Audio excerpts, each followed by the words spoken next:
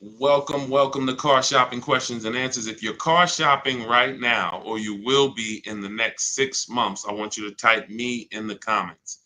If you are car shopping right now, or you will be in the next 6 months, type me in the comments.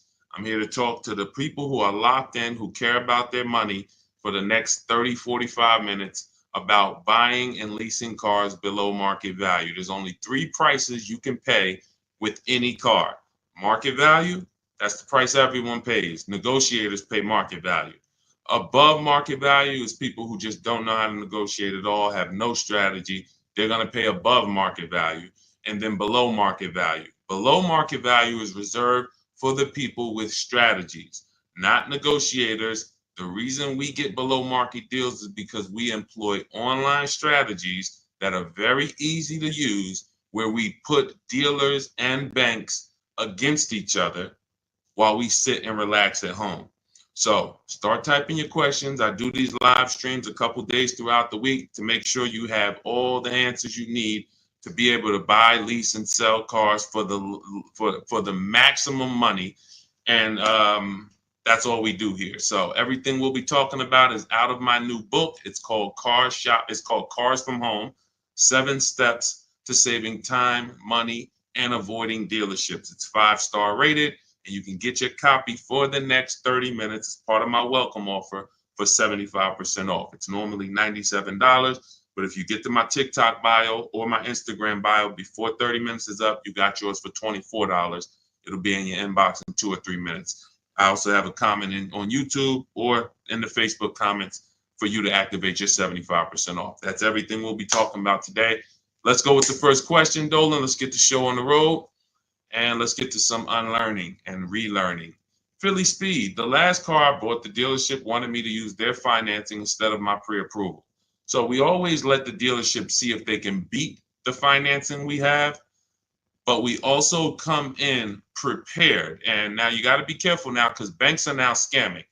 Banks are locking people in with hard credit pull pre-approvals. So they know that the people are hip to pre-approvals. And so I want you to pay very close attention to any company, dealership included, that tries to lock you in, because that's the exact opposite of what we do. We do not let banks and dealerships lock us in, because that prevents us from shopping their competition. And the way that you save the big money, not the hundreds, if you want to save the thousands, the 3,000s, the 5,000s, the 10,000s, and more, is you're putting dealers and banks against each other. That is the name of the game, and that allows you to save more money than you've ever saved without being you could be the world's worst negotiator. You could be a horrible negotiator, and putting dealers and banks against each other is going to be how you save more money than the best negotiator in the world. So we don't do pre-approvals unless they're soft credit pull. If they're soft credit pull, we'll use the pre-approval to budget, because the only purpose of a pre-approval is to budget. Who's a homeowner? Type me if you're a homeowner. You know you got a pre-approval, or you got pre-approved for your mortgage to budget. They told you, based on your credit, based on your income, you could afford this much house, 300,000, 400,000, 600,000. They told you this is what your interest rate would be. This is what your monthly mortgage payment would be with taxes and insurance. So the only purpose for pre-approvals is budgeting. So now, when you don't, the reason why I hate bad pre-approvals, in my book I call them restricted pre-approvals, is because, one, they're going to activate the rate shopping window. Thanks, Dawn. The rate shopping window is a period of time that the credit bureaus give you to let multiple banks and lenders access your credit with a hard pull to compete. So within a 14-day period, you can have 20 banks access your credit, give you their best rate, so that you know you got the best rate because you created competition. Now, once you activate the first hard pull, the clock starts ticking. The clock starts ticking. And when you start, even see, You think this is your bank. It's not your bank. You don't own it. We don't own these banks. These are for-profit companies. Just like somebody said to me the other day at the gym, hey, I went to my car dealer and they told me this. I said, you own a car dealership? He said, oh, no, I meant the dealership that sold me the car. Okay, use those words wisely because it's not your dealership and it's not your bank. These people would not even want to know you if you weren't giving them money. So now that you actually know the truth and you're aware of what that is, let's start putting these people against each other so you can find out that these people aren't truly your friend. So the way we do it, I have a strategy I call the bank bidding war. This is what the credit bureaus allow. Again, you can Google Experian rate shopping, and you'll see an entire blog post that Experian put together saying how they allow you to rate shop with the hard pull, and at the end of the window, as long as you have multiple lenders within that period of time, not multiple dealers, not dealers running your credit, lenders, independent lenders, banks, credit unions, you're fine. At the end of the window, it's going to weigh on your credit like one hard inquiry. So if one hard inquiry would have lowered your credit score 10 points, 20 hard inquiries are going to lower your credit score the same 10 points because they see you're shopping for your rate. You don't get penalized for being diligent. You get rewarded because they know if you're shopping for your rate, you care about the $2,000 and $3,000 and $5,000 in your loan that you could save by getting the best interest rate. So we do this after we find our car, Philly Speed, because once we find our car, first of all, let me say this one thing. We separate who we buy our car from who we get our loan from. These two different people, because whoever wins the bid gets our loan. Whoever wins the bid gets to sell us a car. It's not the same person. It's not the same companies. What's up, Sheila? Good to see you, Sheila. So this is so once we find the dealer who's going to sell us the car, they win the bid, used car, new car. We now lock that car up with a deposit. Now we come home, we do all our rate shopping online, banks, credit unions, online lenders. I have resources in my book where you have online credit unions. Let all these people compete. Then we call the dealer and we see if they can beat it. This is how we guarantee that we're not paying 7.2% interest when we could have been paying 5.9% interest. We're not paying 6.9 when we could have been paying 5.19. That's big money. And I know you haven't been taught that. You've been taught, oh, let me just focus on this, my monthly payment. That's one of the worst things you could do is being a payment shopper. Being a payment shopper, hey, give me the $400 a month for this car. We got a deal. That is one of the, and in fact, that's the first video I made on TikTok that really introduced me to the world. Is the worst thing you could do in a car dealership. Just say, get me to this payment, we got a deal. Payments they can manipulate. $400 a month on a loan is 5 years, $20,000 on a regular loan. There could be $30,000 on a lease, $35,000 depending on the car. On a lease, could be $18,000, $15,000 with bad credit. $400 a month. There's so many ways to get this $400 a month. So you don't want to be mixing these things. You want to separate your loan shopping from your car shopping. And it's easy when you're paying cash. Cash buyers don't make these mistakes. Cash buyers still overpay. They don't get, unless they're bidding, but they don't make the mistake of mixing their payments and thinking, wow, just because I got a good monthly payment means I got a good price on the car. Absolutely not. You could have a great monthly payment, but you paid a terrible price for the car. Two totally different things. That's why we separate them. Go ahead, Dolan. I see a lot of questions coming in. Let's go. We'll keep more coming. Let's go. You ever had bad? Okay, let's go to the next question. I don't even know what that means. I don't even know what that means. Go ahead, Dolan. Next question. Maybe there was a typo.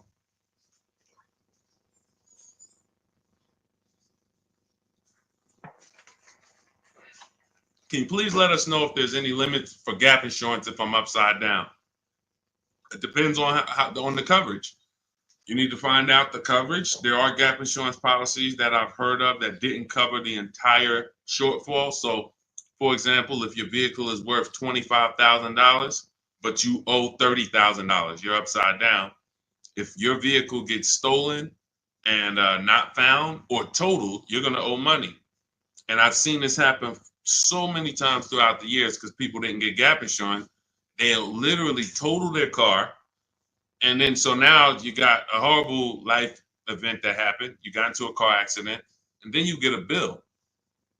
You get a bill, and people are like, wow, where did I get this bill from? And it's like, your car was only worth 25, but your loan was 30. So if you're driving around in a car that does not have, that's not worth what you owe, but you don't have gap insurance, you're exposed. Something happens to that car, not only are you going to lose the car, you got a bill coming to you. So what I always say is, you got to know when you're upside down. You got to know when to get gap insurance. And you also have to know you don't have to buy it from the dealership. You can call your insurance company, see if they sell it. You can Google insurance companies that sell gap. Usually you can find it for a cheaper price than what the dealership is going to charge. But some of the worst, it's insult to injury. It's not many things like losing your car and then getting a bill on top of that. That's almost as bad as like having a car that's breaking down and then you got to fix something on it, but you still have a car payment. So the car doesn't drive, transmission's out, but you still got to make a payment every month. It's like, those are two of the toughest things. So know when you need gap insurance. Don't skip that. That's not a smart decision at all. But then check the coverage too, because he's asking about coverage. Check how much coverage. Do you have $15,000 of coverage? When you get your gap insurance policy, ask how much is covered if, God forbid, the vehicle is totaled. Go ahead, Dolan. All right. Hey, what's up, MT? I'm in the market to lease my first Mercedes. I'm looking for an S580E. Make sure you get multiple offers. So let me give you an example of somebody who shops for a luxury car, gets multiple offers, and this was an electric BMW. Where's Teddy's deal? Teddy got a $73,000 BMW i4 M50. He said he got 10 offers. Now, we use a process in my book, it's called the 25 to 5. When you're getting a new car or a lease, you're reaching out to new car dealerships. And the reason why the strategy is called the 25 to 5, because we're going to connect with 25 dealers online. Takes us 20 minutes. Using my email scripts, we're going to get 5 offers. So it's 25 connections, 5 offers, 25 to 5.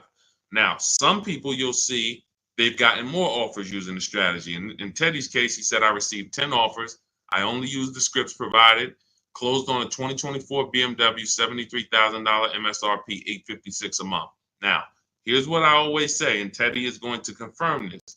When you properly shop multiple offers, you are going to see a wide range. If you shop the right way, your best offer should be $150 to $200 apart, at least that different. So your highest offer should be at least close to $200 apart from your best offer. And sometimes it's even more than that. So in Teddy's case, you can see the dealer's initial offer came at $937 using the counter offer calculator, which I have in my book. You get access to this calculator where we put all our offers in, and then it spits out the counter offers based on the best offer we received. He said I counted at $829. He came back at $856. That's where he closed the deal at. So $856, $73,000 vehicle. That's a 1.1% lease. The way you judge your leases is you divide the monthly payment into the total MSRP, and that gives you what the percentage is. So he got a 1.16% lease. But here's what's very important. My highest offer during this process from a different dealer was $1123. $1123, even after his counters. So when I tell you that 80% of dealers are overpriced, had he been inside that dealership that was $1123 trying to negotiate, it would not have mattered how great of a negotiator he was. The $1123 dealer is not coming down to $856 because the $1123 dealer is an 80% dealer. They're not going to sell the car if they can't make a certain amount of money. And that's what the 80% do. They'll discount and say that's the best we can do. They're not lying to you, but it's not the best their competition is willing to do. So if you're in a dealership that's an 80% dealer, this is why I said at the beginning of the stream, negotiators lose all the time. Great negotiators who don't use a bidding system lose all the time. I don't care if you're in sales, you say, Deshone, I've been in sales, I negotiate for a living. You lose all the time because there's no way for you to know the bottom of a vehicle. You don't know, is the bottom 7,000 off? Is it 3,000 off? Is it 15,000 off? What's the bottom? And the only way for you to know the bottom is to get multiple offers from multiple dealers and see the one who gives you the best offer. That's what confirms what the bottom is. So this is what you do. If you're talking about leasing an S580, this is what you do. You get multiple offers. On an S580 $100,000 car, you should see a $400 swing from your best offer to your worst offer. You might see $1,100 a month and you might see $1,500 a month from one dealer. That is from a different dealer. That's how different it is. Now, if you want to call around and try to get the quotes yourself by the phone, you can do that. We don't do that. We use email because I believe that most people don't like talking to car dealerships. Believe it or not, there are some people who do, and God bless them. Go ahead, do your thing if that's you. Start calling around. But if you're like, you just want to be able to copy and paste and use emails, that is all in my digital book, Cars from Home, 7 Steps to Saving Time, Money, and Avoiding Dealerships. It's already 5-star rated. Thank you to everybody who's taken the time to write a review about the book. This is one that we got the other day. Marguerite, I started pulling these up. This book is a must if you're thinking of getting a new or used car. So much has changed in the process since I bought my car 40 years ago. Think of it as a workbook. Even though you finish the book, you'll refer back to it several times. This is another one that I snatched. Deshone Auto book, Leave Nothing to Chance from A to Z. He covers every aspect of car research, acquisition. I use the step-by-step approach from securing financing first to better understanding what I could realistically afford. Researched several vehicles, which led to the certified pre-owned. I reviewed my car specs, model years. See, what he's doing is he's walking you through the process I walked him through. That's what it is. It's a process. So when you get Cars from Home, my digital book, you now have a process for getting below market leases, process for getting below market car deals, a process for selling your lease instead of returning it to dealers and they go and sell your lease and make $2,000, $3,000, $4,000 and you didn't even know you could sell leases. You sitting here like, man, I didn't even know you could sell a lease. How much has that cost you? Let me ask you a question. You're like, Deshone, I didn't even know you could sell a lease. How much has just that alone cost you? If you don't know you could do it, you certainly don't know how to do it.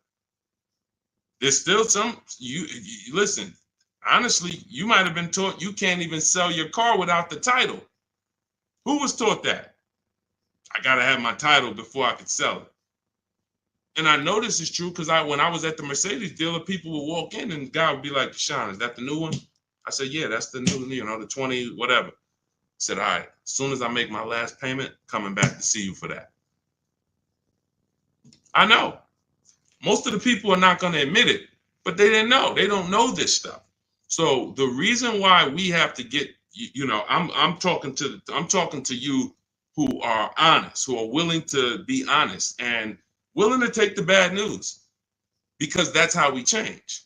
You cannot, if you won't admit that you didn't even know how to sell a lease, then how are you going to get to the point where you can sell leases and make $2,000, $3,000, $4,000?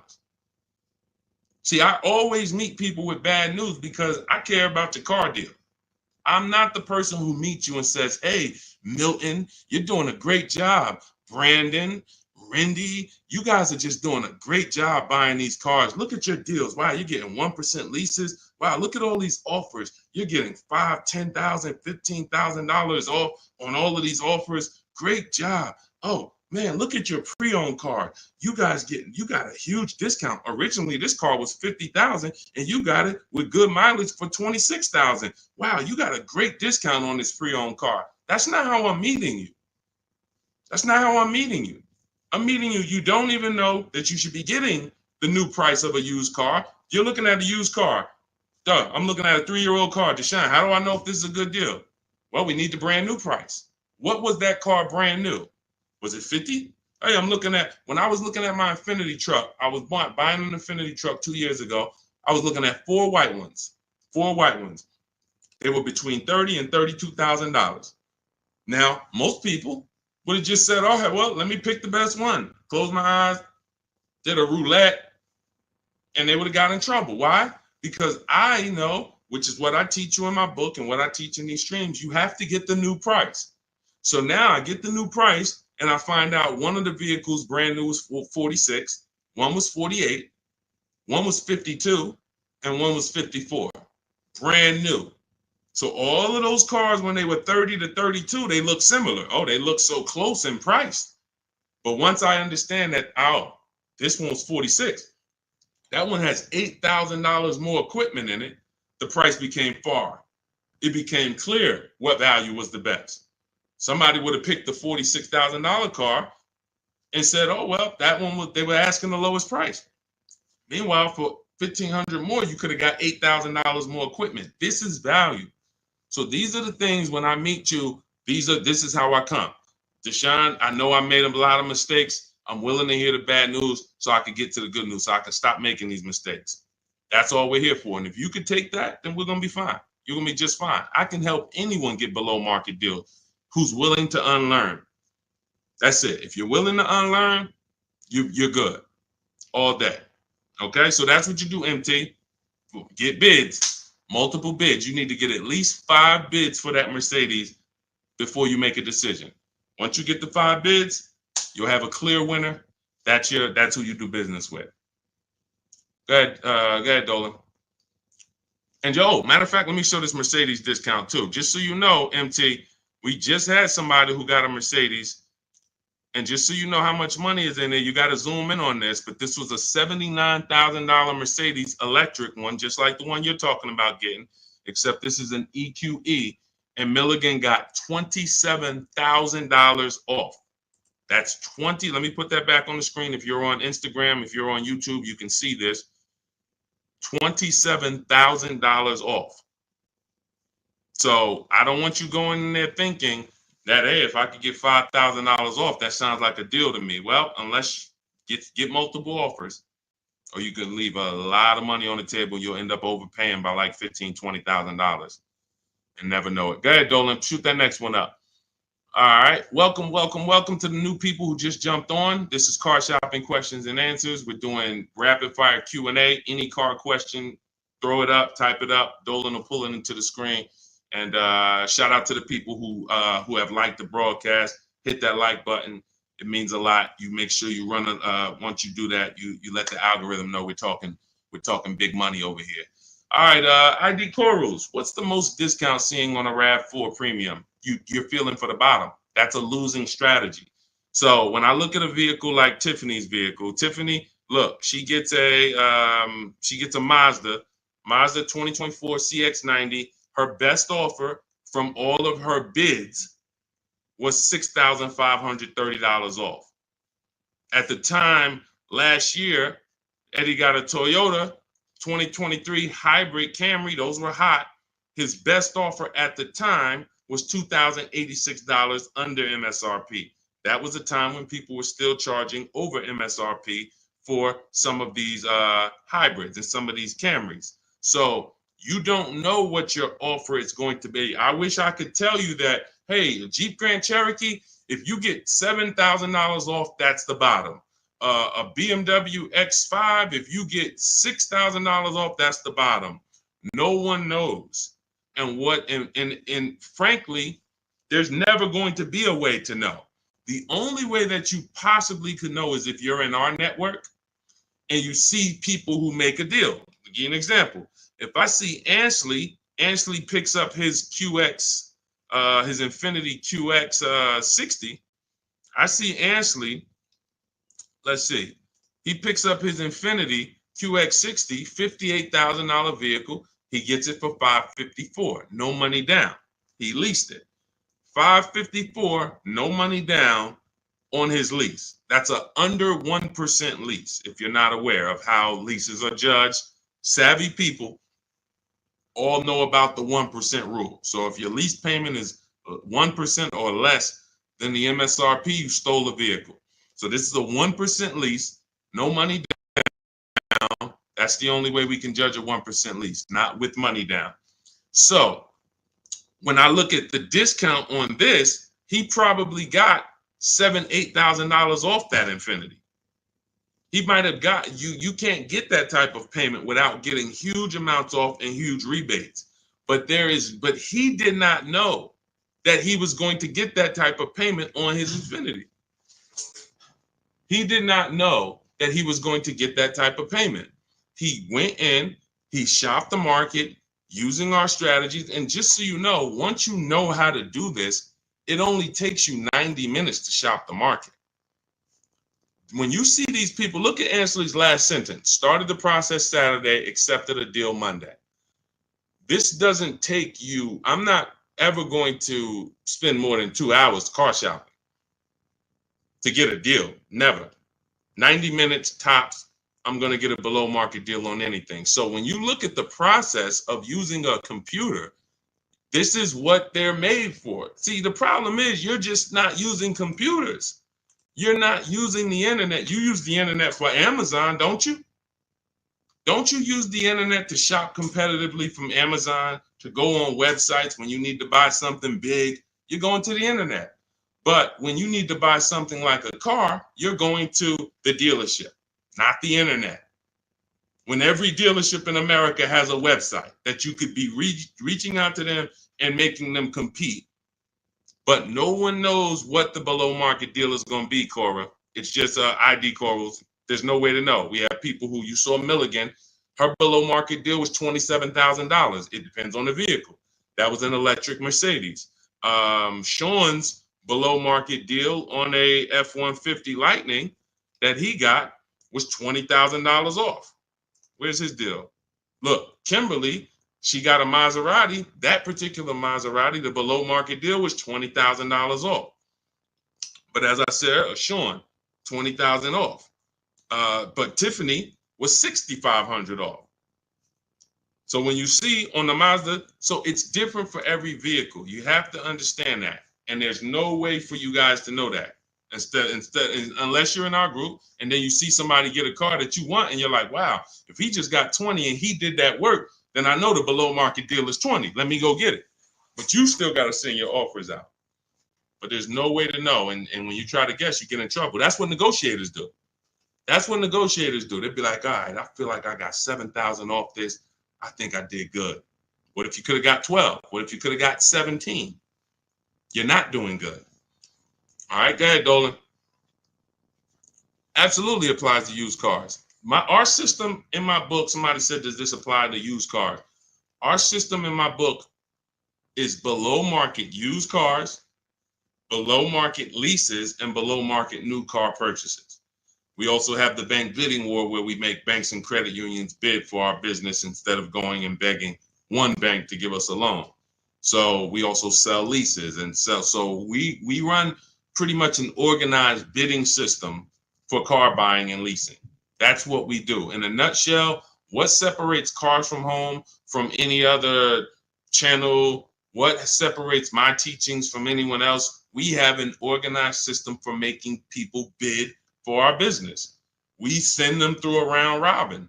That's how we have grandmothers who save more money than the best negotiator. It's just that simple. Rosalie.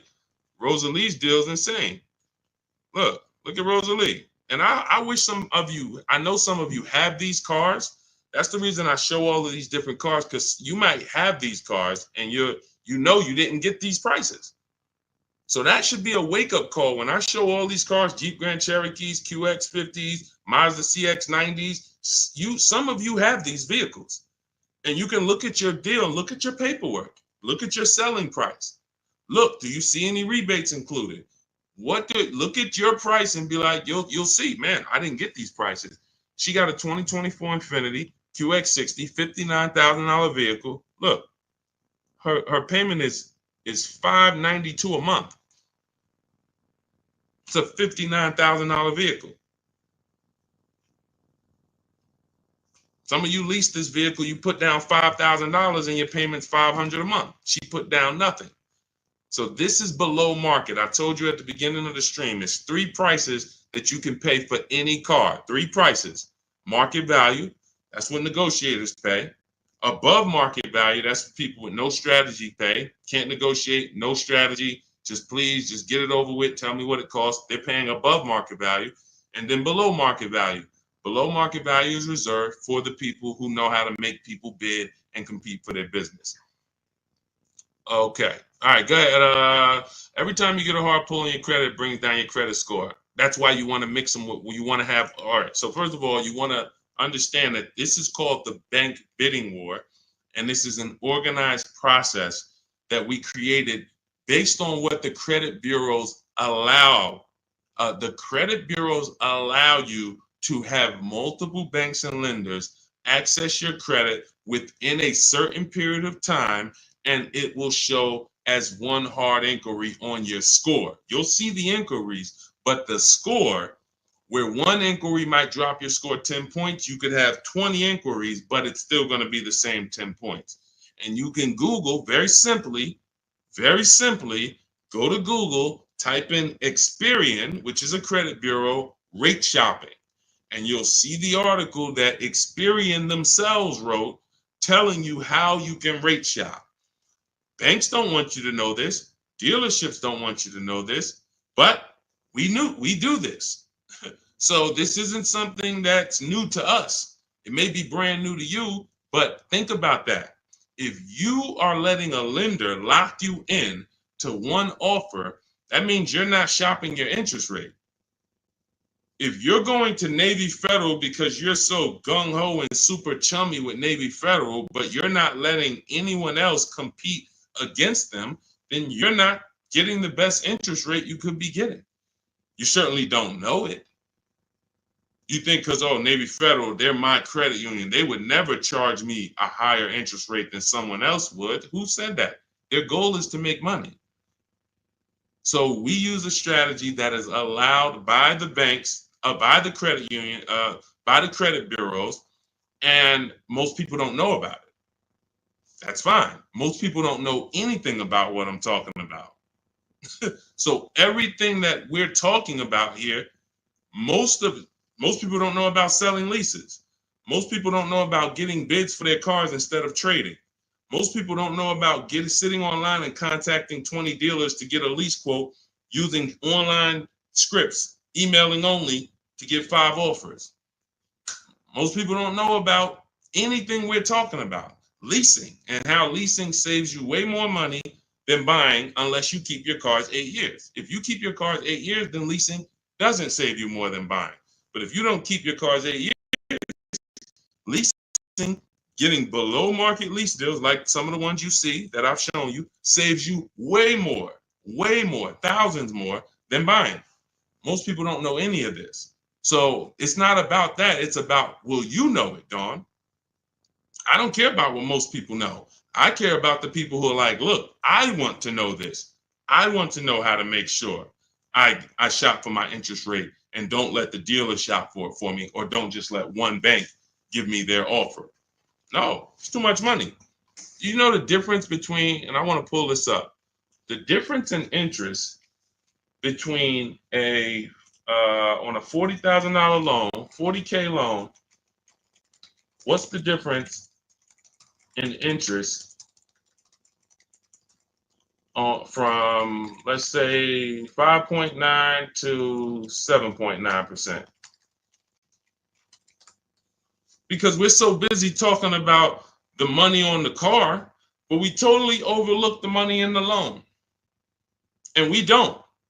So when in my process, those of you who have my book, you know the bank bidding war. You know we're taking shopping at home for our loan just as serious as we're taking getting the best price for our car.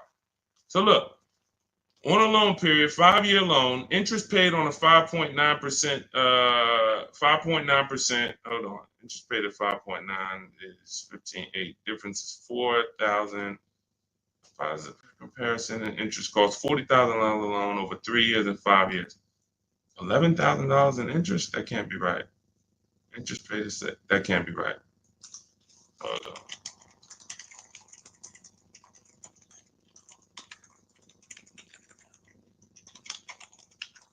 $7.9%. How much interest is paid on a 5-year loan? 7.9%. Could be over $15,000. That's impossible. 7.9 is that's impossible.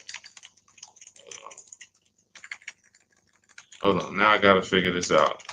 I know it's a big difference. I know it's thousands different, but on a $40,000 loan, hold on. Wow.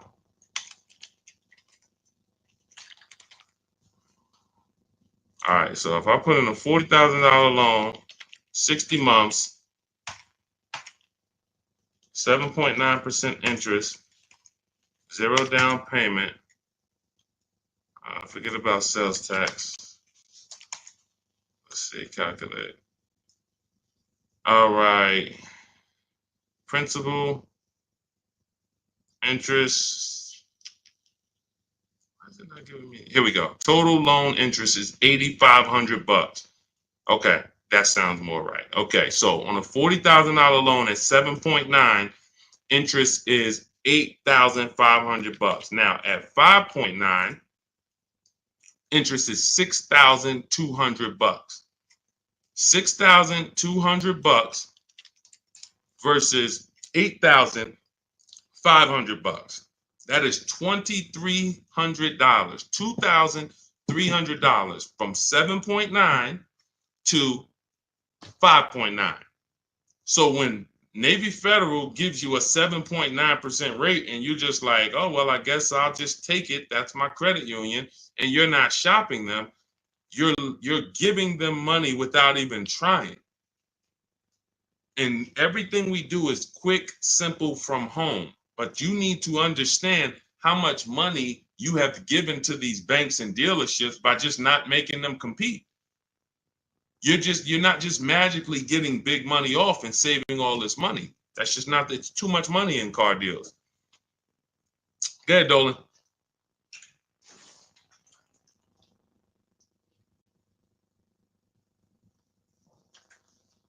See, I see a lot in a lot of these questions. What I'm seeing is people trying to feel for the bottom. You don't want to use competitive strategies. You're not going to get there that way. Michelle, what's a good APR on a 2014 car? First of all, a 10-year-old car, you shouldn't have a loan. In my book, I teach something called the rule of 72 and the 10th birthday. 72 months is the longest loan you want to take on a car. Anything longer than that is like a 50-year mortgage. If you got to take a 50-year mortgage to afford a house, you can't afford the house. So why is the 10th birthday there? Well, that's because we should have the car paid off by the 10th birthday. In true affordability, you can do this. If you can truly afford a car, you can do this. You can get a car on a 6-year loan that has a payment that you can pay off by the time the car turns 10. You know who can do this? People who are buying cars they can't afford. People who want to get the Dodge Hellcat or the Dodge Demon and they can't afford the $70,000. So they're going to get one that's a 2017 with 90,000 miles on it, and they're going to pay 15 for it, 15,000. But the car is crap. Car's crap, 18,000, 20,000, but it's crap. Cars hasn't been taken care of, and they're going to take out a 6-year loan on it. So they're going to take out a 6-year loan on a car that is already old with high mileage. I've seen this. I call this the repo recipe. Some of you may have seen the video that I made on the repo recipe. The repo recipe created the rule of 72 and the 10th birthday, where I started looking and saying, by far, the amount of people I see losing cars to repossessions are people with loans on older cars. They own loans on older cars that instead of getting a nice, smaller, maybe less socially impressive used car, they want to get something that looks better, has more amenities to them, as more in a class of luxury. all right, Deshone, I could get this 2015 BMW. It's it has 90,000 miles on it. They only asking 14 grand. It's a horrible decision unless you can pay cash, because all you're doing is investing in a car for 5-6 years with payments that is already due for repairs. At 10 years old, the car you're asking about, Michelle, is already due for repairs. This is the age of the car. This is the age of the life cycle of the car where repairs should be normal. 10 years old, the car should be paid off. And every 2 years, you go to your mechanic. Hey, what does it need? They say, okay, hey, you got to put 1,000 into it. You got to put 800 into it. No problem. Here you go. Let me keep my car running. That's the age of repairs. But when you're starting a fresh loan on a car that is in the age of repairs, this is what I call the setup for the repo recipe, because you're going to now get this payment, $400 a month, $300 a month, $500 a month, whatever it is, and you now have a surprise. Hey, car's breaking down. Hey, what's this light flashing on my dashboard? Hey, what's this going on? What's this sound I'm hearing in the back? That's because you bought a car that is in the age of repair and you just bought it like it wasn't. See, if you drop cash on it, 15 grand, I don't got no problem with that. Because now you're going to say, all right, Deshone, I bought an older car, paid it off, but I'm going to put some money to the side just in case things go wrong. Perfect. But when you're making your car payment and you're paying your insurance and you're putting gas in the car and you have to do an oil change, and then something breaks and it costs you $2,000, you're gonna see the repo recipe, because you're gonna be like, wow. And God forbid something major happens, like the transmission goes, or a head gasket goes, or the engine goes. Oh, forget it. Now you're sitting there with a $400 payment on a 10-year-old car that literally you still owe $16,000 on, and it doesn't even drive. You need an engine. Happens all the time. I've been seeing it happen since 2006 when I got in the car business. And what's the reason? Older cars, long loans. Let's get these older cars, instead of being frugal and saying, all right, I could afford $300 a month. Let me go get an inexpensive, smaller used car that I can get something that's 5 or 6 years old, where it'll take care of me. It's not going to have all the bells and whistles because I don't have the budget for that, but it is going to be dependable. It is going to get me from point A to point B. It will allow me, it won't surprise me. I'm not going to come out one day to go to work and the car is broken down on me. Now I'm calling out of work and I got to call a tow truck and all of this stuff you're going to have with this 2014. So these are the things that I speak to my family about, to my friends when I was in the car business. These are the things that I would speak to people about, Michelle. A loan on a 2014 is a horrible idea. I can't even tell you what a good APR would be, but if you had said what's a good APR on a 2020, I can tell you we need to bid that out. We don't know what a good APR is. Is it 5? Is it 4.9? Do they have a special interest rate, 1.9? What's the best we're going to get? We're going to put it through a bank bidding war process, and we'll see. That's it. But a 2014, that's just too old of a car to have a loan on. Go ahead, Dolan. Everything I'm teaching is inside my new digital book. If you want the entire blueprint of everything that people like Pierre have used, people like Zafrina have used to get these below market deals, Teddy, people like Jared, look, Greg, some of you know Greg, he got his EV6 Kia, $56,000 vehicle, $527 a month. Everything that these guys have used and girls have used to get these below market deals is in my new digital book. And you can have it for 75% off. That's my welcome offer, but it's only for 30 minutes. After 30 minutes, it goes back up to $97. So if you want yours for $24, head to my TikTok bio now or my Instagram bio, click the website link there, and then click the button that says 75% off new book. Get there before the timer so you can get your $24 book instead of a $97 book, even though it's worth it at $97. And if you're on YouTube, I have a comment for you, a link for you in the chat, and then I have a link for you guys on Facebook. But that's for those who want the blueprint. It'll be there. And make sure when you get your book, you screenshot the thank you page, because it has my support team's email on there, just in case you type your email wrong. Want to make sure you can reach out to support to get your book.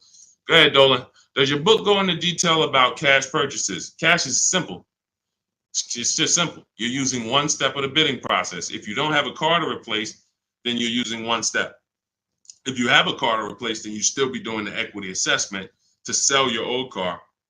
You just wouldn't need the bank bidding war because you're not financing. But for sure, if you use you'd be using the same process that Milligan used.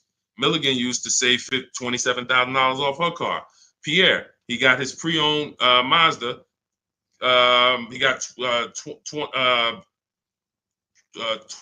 20% off certified pre-owned CX5. Used the perfect budget calculator. Spotted this best deal of similar listings, and then he knows how to get the original price to make sure that he got the biggest discount from the new version. Somebody like Vincent. Vincent gets a Lincoln. He wanted to get what I like about Vincent is he got more discount than he went in to get. I can't even see all of these people.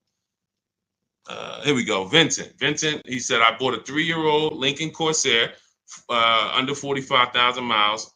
He targeted to get 30 to 35% off original MSRP using the multiple marketplace strategy in my book. He got a 43% off MSRP, original MSRP. See, that original MSRP, that's different language. That's language that you should be using when you buy a pre-owned car. There's no pre-owned car that you should be buying from this day forward, and the original MSRP is not in your language. It just makes no sense. How do you know what the price is if the price you're paying is good or not? What are you basing it off of? Market value? What the other ones are listed at all? That doesn't matter. What matters is how much was that car originally? 60,000? Okay, now they're offering it for 30. It's 50% off. How much was this car originally? 52? Now they're offering it for 30. Okay, what's the better discount?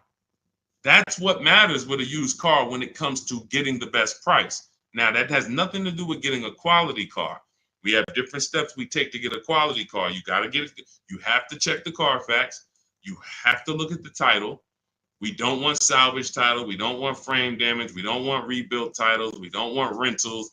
So you're checking the title. We're looking at accident history. We're looking at service records. We're checking to make sure that there's no bad data on that vehicle. It doesn't have electric problems, doesn't have software problems. We do all of this in literally 15 minutes. That's our steps for making sure we don't get a bad used car. But when it comes to pricing, you must know the original MSRP, or you can't, nothing else matters when it comes to used car pricing. So that's all in my new book. Grab your copy. You'll have the entire blueprint for how we do this. Go ahead, Dolan.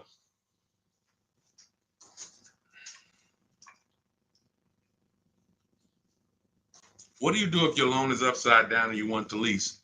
Transfer it over. In my book, we have 2 ways to get out of a negative equity. There's 3 options with negative equity. 2 lead to a car, 1 does not. So just so you understand the severity of negative equity I call the bad credit for people with good credit. Because when I was at the dealership, people walk into Mercedes, and if they left with they could have an 800 score. If they had too much negative equity, they were not leaving with the car. So there's only 2 things that I've witnessed in my career that stop people from getting deals on cars. Credit's too bad, negative equity. So that means it's a serious thing. So what I say is understand the cause. The cause, which you seem to know already, Lavis, is you should be leasing, but you buy. That's why Lavis is asking about going from a negative equity deal to a lease, because the taking out 5-year, 6-year loans is what you do. Then you go and you replace those cars in 2 or 3 or 4 years. You have negative equity. Happens all the time, especially to you who doing no money down deals. And to those of you who are putting down like 5, 10 grand, you don't have any negative equity, but you're losing that money. You're not getting that money back.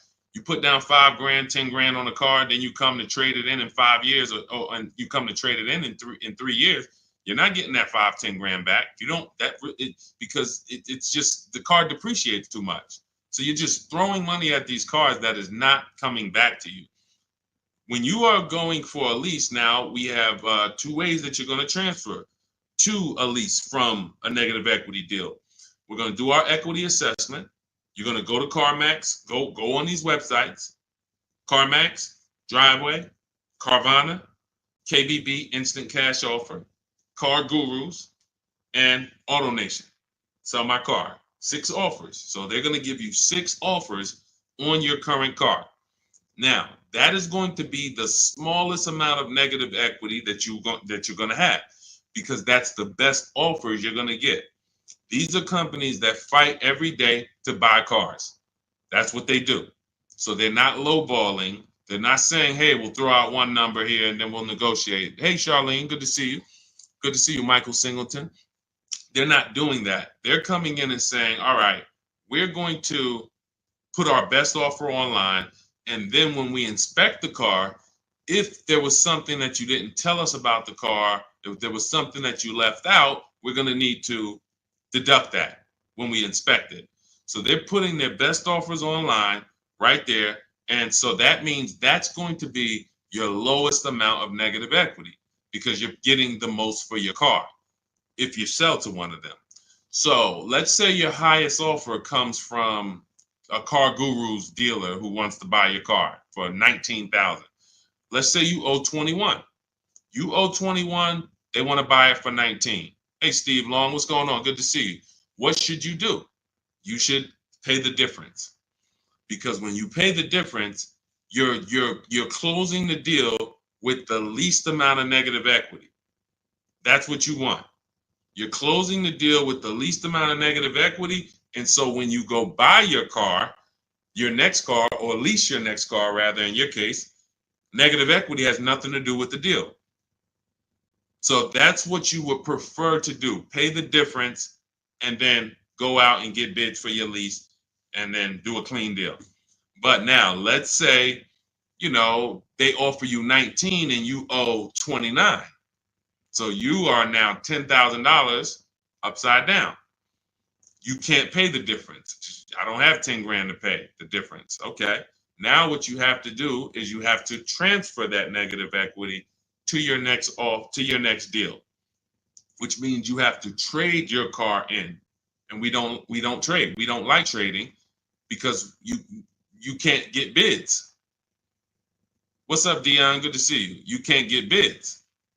The reason why when y'all hear me say trading is a curse word is because you don't get the money your car is worth trading it.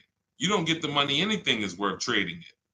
So now you've bought this car, you found this deal, but now you have to go to the dealer and say, all right, I need you to take a look at my car. Now, what happens if Carvana offered you 19, but this dealer can only pay 17? It's just all they can pay. They can't match that offer.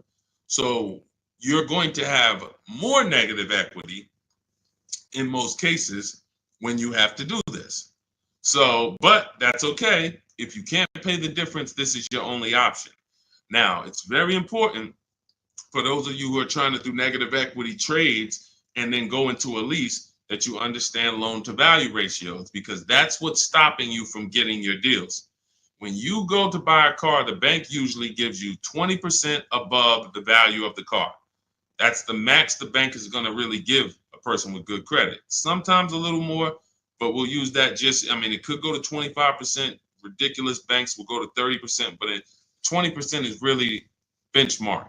So if the car you're buying is 40, the bank is going to lend you max 48,000. That's 20%. So no dealer, no bank. What's up, Benito? Nobody can get $50,000 approved on that $40,000 car. So when you buy your car, you're trying to buy the car, put the taxes in, put the fees in, and then throw the negative equity in. So the car was 40. Next thing you know, you're at 52, and you want to do a no money down deal. And you're wondering why you can't do a no money down deal, because the bank is saying we're not going to lend 52 on a $40,000 car.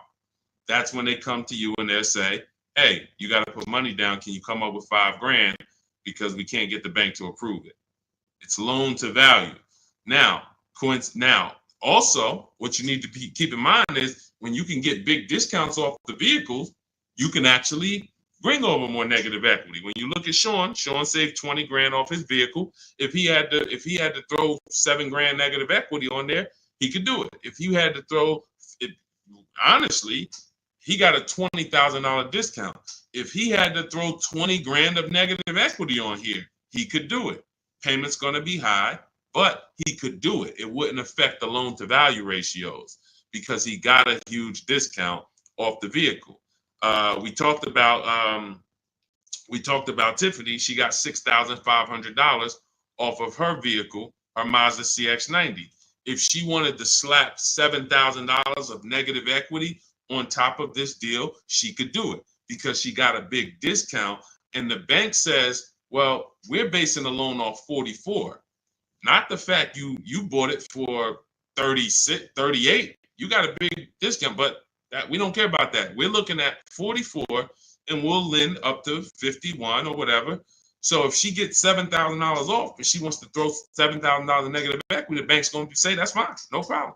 So it has a lot. It has a lot to do with how much negative equity you have, and also what is the vehicle you're getting and how much discount did you get off that vehicle. That's what matters. So make sure you understand what's causing negative equity, which is for you. So because, like I said, Lavish seems to understand she's going into a lease, but the cause for negative equity is buying cars when you should be leasing.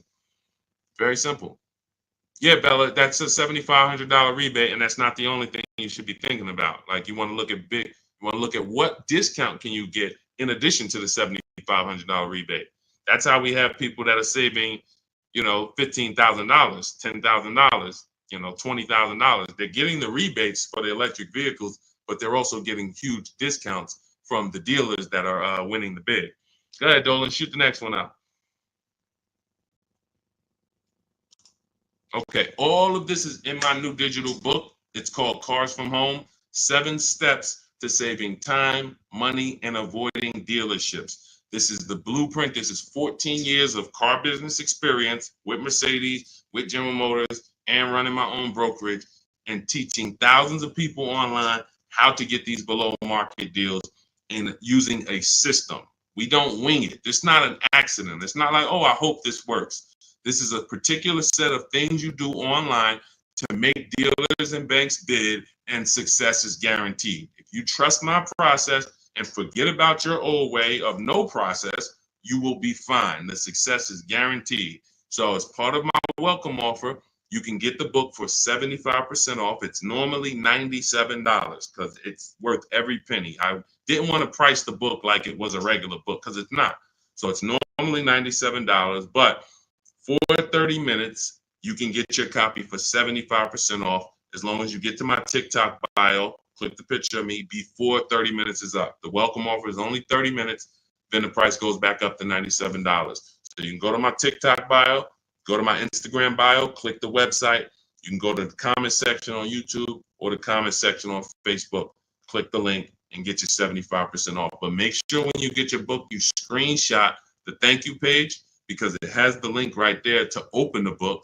And then I also email you a copy, but sometimes you'll type your email in incorrectly and we can't email it. So you'll have my support team's email just in case. Is Capital One a good option to finance a car? We get bids. We spent a lot of time. You must have just jumped on, Jen. We get bids. There is no bank that is giving you the lowest rate. If a bank always gave you the lowest rate, they would be out of business. So when we consider what lenders, why do you think there's people in the money business? There are people in the money business. They don't care if you buy a car. I see you, Genome Hamilton. We'll get to you. Get that question from Genome on Facebook, Dolan, next. So why do you think there's people who are in the loan business? They don't sell cars. Banks don't sell cars. They sell money. So when you just see the overpaying, I told you guys, it's 3 prices you can pay for anything you get. Market value, above market value, below market value. That means you can get a market value loan. That's the average. You can get an above market value loan, which is above average, 2-3 points higher than what you could have got just because you were lazy. Now you're paying not 8.2%, but you should have been paying 5.7%. But you just didn't bother. You just said, okay, I guess this is it. But below market deals come from competitive offers called bids. So when you are when Capital One should be a bank that you get a bid from, Navy Federal, Bank of America, Community Credit Union, Lightstream, everyone and anyone should be in the bank bidding more, because the more the better. So when you get my book, you get the bank bidding war blueprint. For those, every time you're going to finance a car, you would use that process to make banks and credit unions bid for your business, so that you guarantee you got the lowest rate. You don't drive off hoping you got the lowest rate when you didn't even make anyone shop. How would you have the lowest rate? There was no competition. We cannot get money off when there's no competition. The big money, the thousands of dollars off that you're seeing, is reserved for competition. This is reserved for people who make people compete for their business. That's what the big money is reserved for. Look, 4 days of leasing like a boss. Started with a Kia Telluride EX. That was my first choice. 15,000 mile a year lease, range from 642 to 753. Moved to Honda Pilot EX. All-wheel drive is choice B. Got quotes between 616 and 719 after contacting every dealer in North Carolina. We do this totally online, so Melissa's talking about the entire online process. The dealer I ended up leasing from originally quoted me 719, came down to 616 in 3 days, 0 at signing, 0.13% lease. This is what it's about. Competition. She knows she got the best price. You can't go to her and be like, Melissa, you think you could have did a little better? She's going to be like, look at all the offers I got. Do you think I could have did better? You're going to look and say, no way. See, competition is what gives you the peace of mind. Every time you buy a car, why don't you have peace of mind? Why are you driving away hoping? Driving away, oh man, you think we did all right? Should we have gotten tried to get more for the trade in? Shoot, we ended up putting 3,000 down. We only wanted to put 1,500 down. This is how you're leaving the dealership. Why? Because you're not making people compete.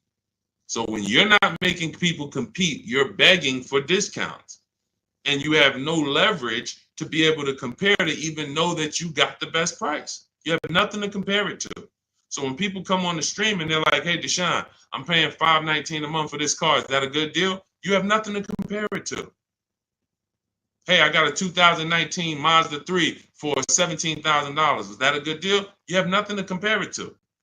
But if you had seen 7 Mazda 3s and then the one you got, it was originally, $31,000, but you paid, $17,000 for it. You know this. And this stuff is simple. This isn't building rocket ships. But this is reserved for the people who care about their finances. Everyone doesn't invest. Everyone doesn't save. Everyone doesn't, take financial literacy seriously in any way. But there are opportunities that flash past all of us where we can absolutely benefit from learning things that other people don't know. If you learn how to invest in stocks better than other people, you're going to do better than other people. If you learn how to get cars less than other people, you're going to get less than other people. This is not by accident. But you got to focus. This is your second most expensive purchase. So this is only for the people who are focused. This is for you. The blueprint, everything, my book, anything I do, the streams. The streams aren't for distracted people. We can't do nothing with distracted. There's people on here right now that got me on one channel, playing video games on the other channel, and then eating with another hand. And they think it's hard to win like that. And we're going to talk about a $30,000, $40,000, $50,000 transaction, and you're not even really focused. So I want the people who are focused to understand your success is guaranteed. Just by being locked in, your success is guaranteed. Because we have a process that you can trust that you no longer have to wing this car buying thing. I've been in this thing since 2006. Car buying is very predictable. New cars, used cars, leases. There is nothing a car salesman is going to say or type to me or send to me in an email or send to my people that I haven't seen before. I used to have to send those same emails, copy and paste them. It's so predictable. So once you understand that, you'll understand why we're able to get these deals. All we're doing is putting people against each other. Simplest terms. Simplest terms. But we do have some advanced stuff when it comes to leasing versus buying. Obviously, this is more advanced teaching that people don't understand. But getting the money off, it's competition. Competition. Go ahead, Dolan. Shoot the next one in. Jerome Hamilton, if I get a GM employee discount, can I get a better lease? Who knows if they're going to really give it to you? See, the problem is when you walk in and say, hey, I got a General Motors discount. All right, here, let me work you up these numbers. All right, it's $601 a month with $2,000 down. Oh, that's the GM price? Yeah, that's the GM price. How do you know that? How do you know the GM price? How do you know it's not $3,000 in rebates that I'm holding back? How do you know it's not $3,000 in rebates and I'm only giving you $1,000 of it? Here, hey, I also we have $1,000 rebate. I also put in there for you. Oh yeah, you did with the GM pricing? Yep. You don't know. You don't know. So no matter whether we get X plan, GM deal, Mercedes fleet, does not matter. Multiple offers, because when you get multiple offers, what you're going to see is that some people are not going to give you the GM discount. And some people are not going to give you the rebates. They're just not going to do it. It's in their DNA. An 80% dealer is going to try to make everything they can make. I'm not giving this guy the $2,000 rebate. Wow, come on, I'll sell his car to somebody else. So now you're going to deal with an 80% dealer and hope you can get a deal. No. Once you see the 20% that says, here's your GM discount, and here's a $3,000 rebate, and here's the price. And then you compare it to the others, you're going to see, oh, those guys were trying to get over on me. Of course, that's what they do. That's what they do. 100%. Go ahead, Dolan. We always get bids. Doesn't matter. You can't trust anybody to give you a price and give you all the rebates and give you the hidden money like they're your friend. That's just not going to happen. If they rather make the $5,000 themselves, why am I volunteering money that you're not even asking for? You came in and you asked for a GM discount. I'm giving that to you, maybe. But you didn't ask me about these rebates. You didn't ask me about, I don't need to volunteer this. This is how they look at it. So many times you get in there, you go, oh, give me the invoice price. Can you give me the invoice price? We got a deal. Man, if half these people that I've shown you on this stream had accepted invoice price, they'd be looking at these prices that they paid and saying, why the heck did I pay that price? Invoice price means nothing. What if you got a $7,000 rebate, $15,000 rebate on some of these vehicles? What if you got a $4,000 rebate? Invoice price has nothing to do with rebates. So now, all right, I'll take off $2,500 to get you the invoice, but what about, that's it? You happy with that? Yeah, that's all I want. My father told me get the invoice price and I got a good deal. All right, your father was sadly misinformed. Unfortunately, thank you. I'm gonna take a vacation on this commission and we just made $7,000 on you. My cut is probably $1,200. I got a nice pay. Thank you. Thanks to your dad too. It's a good guy. Good guy. Keep following his advice. This is how it goes. Unfortunately, these people are not your friends. And as a former car salesman, I keep it straight. I keep it straight because unfortunately, most people on here, you just I'm going to my car dealer. These people are not your friends. You invite Charlie over to barbecues. Charlie is my friend. He's been selling me cars for 20 years. Sold my dad cars. Once you start making him compete, next time you buy a car, lease a car, say, hey, Charlie, look, I'm going to get a number from you, but I'm also going to get numbers from a couple other dealers. Hey, what you mean? Watch Charlie get mad. Watch Charlie get mad. What you mean? What, you don't trust me? I've been doing business with you for 20, 30 years. Yeah, but I want you to actually, I just want to, this guy Deshone told me I need to shop around, always make sure, because it's a lot of money I could be leaving on the table. Oh, man, come on, man. See, that's a person that never wanted to compete. He would rather come to your barbecues, be friends with you so that you don't make him compete. Because the minute you start making dealers compete, you're going to see how much money you've been losing. That's the only way. It's the only way.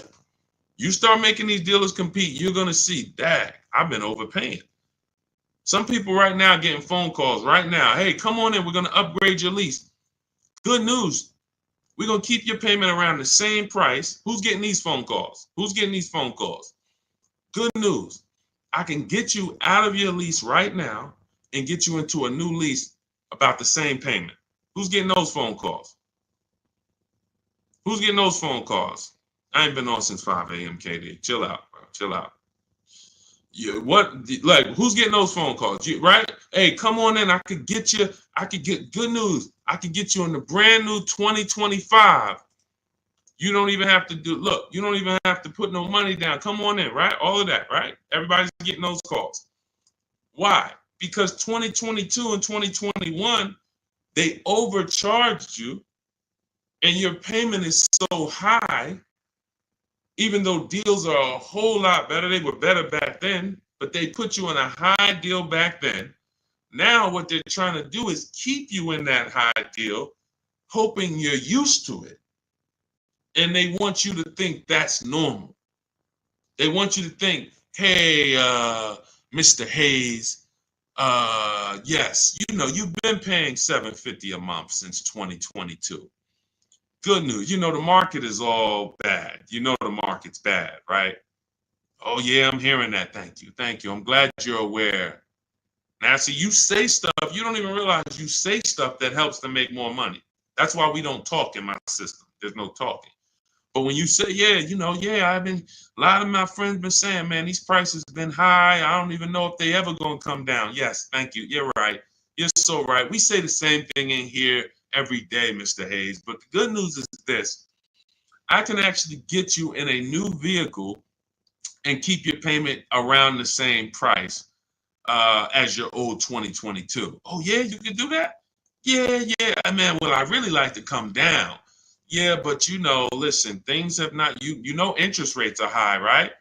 Have you been following interest rates? Yeah, I have been seeing that they're high and they've been high for a minute. Yeah, so that's all affecting the prices we can offer now. But, normally your price will go up by about $120. Normally you go into the 2025, but, I see you bought a car in the past and I was able to pull some strings, work with my manager, and we can get you on a new one, keep your price around the same. Okay, all right. When can I see it? Come on down. When can it come down?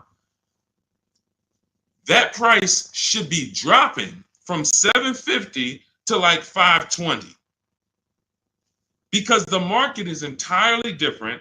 There's been great deals out here since the daggone pandemic. It's been great deals. During the pandemic, we helped Bonita. Bonita got her Telluride. She got it for $600 a month during the pandemic. That's why I always show her deals. $600 a month. People are leasing these for $800 a month, $900 a month during the pandemic. This was 2022 when people were leaving out of the dealerships with axes in their heads. Couldn't believe how high they were paying. She believed $600 a month, her dream vehicle. So these deals have been out here. Look, Greg made this deal. Look, we've been making deals, below market deals. Look at Danielle. $44,000 vehicle, $550 a month, no money down. Charles, Palisade, $48,000 vehicle, $597 a month. Hyundai Palisade, top 5 SUVs in the market the last 3 years. So the people who tell you there's no deals, they don't know how to get them. So yes, when you go into, when you don't have strategy, I told y'all, I've said it, I think 3 times, maybe 4 on this stream. There's only 3 prices you can pay. Market value, that's what all the negotiators are going to pay. They think they did well. All they did is pay the average price of a negotiator. Now you got above market value. That's for the people who can't negotiate. You don't like negotiating. You're not good at it. You just close your eyes and hope that it works out for you. You're paying above market value. And then below market value, which is what you see these people pay because they're not negotiators. They make people bid.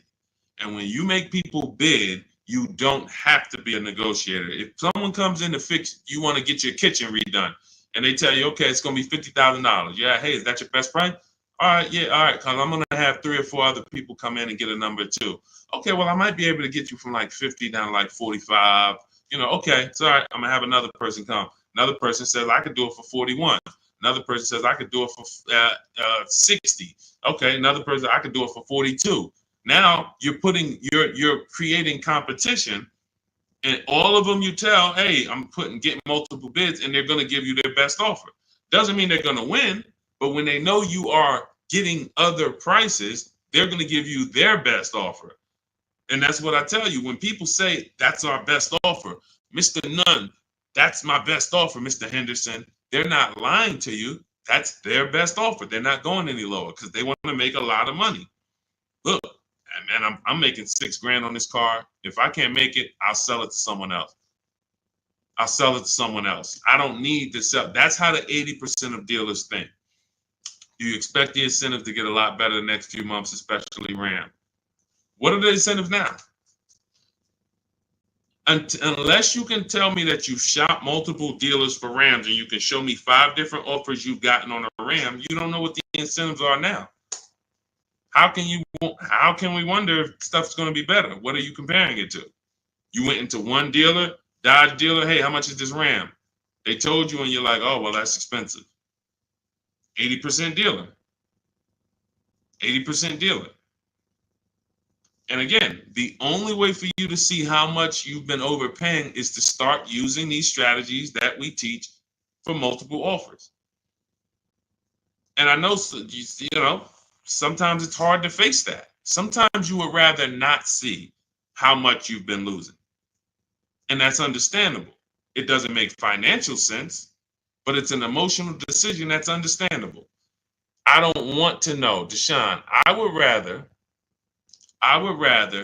keep shopping the way I've been shopping and save no money or the same money rather than shop the new way and then see that the old way was costing me tens of thousands of dollars. That doesn't make financial sense. But the people when you ask, are the incentives good? You got to know what the incentives are now. That means we run the market. When I was shopping for my mother a couple years ago, I ran all the offers on a Mazda CX-5 for her in October. I didn't like the deals. I didn't like the lease offers. I contacted them again in November, emailed them all again. Hey, what do we look like in November? Didn't like the deals. Emailed them one more time in December. Or one of the dealers actually reached back out to me and said, hey, I got this car coming in. We did the deal in December. That is keeping track of incentives. That's monitoring programs. If I shop the Ram right now, it'll take me no more than 60 minutes to get literally 5 to 7 offers on Ram. Using my system, the 25 to 5 strategy in my book, I go into the book, I literally use my scripts, and in 60 minutes, 90 minutes, I'll have 5, 7 offers on Rams. That's just how it works. So now I'm able to look and see, all right, what type of discounts are they offering? What are the incentives? What are the programs? Do I like them? Do I not? All right, let me check back let me check back next month. Let me see if there's any new incentives. So that's the way it works. That's the way you move the market.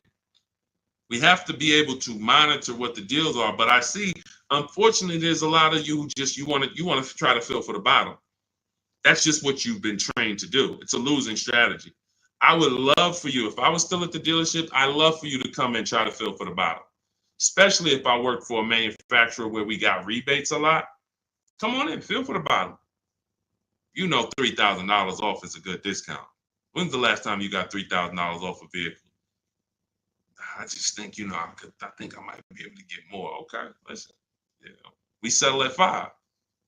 You don't know I had a $5,000 rebate, so you're just not going to know. So you can sit here and feel for the bottom all you want. It's not going to work. You're still going to leave wondering, hoping it's a losing battle. That's why I'm trying to tell you, stop doing it.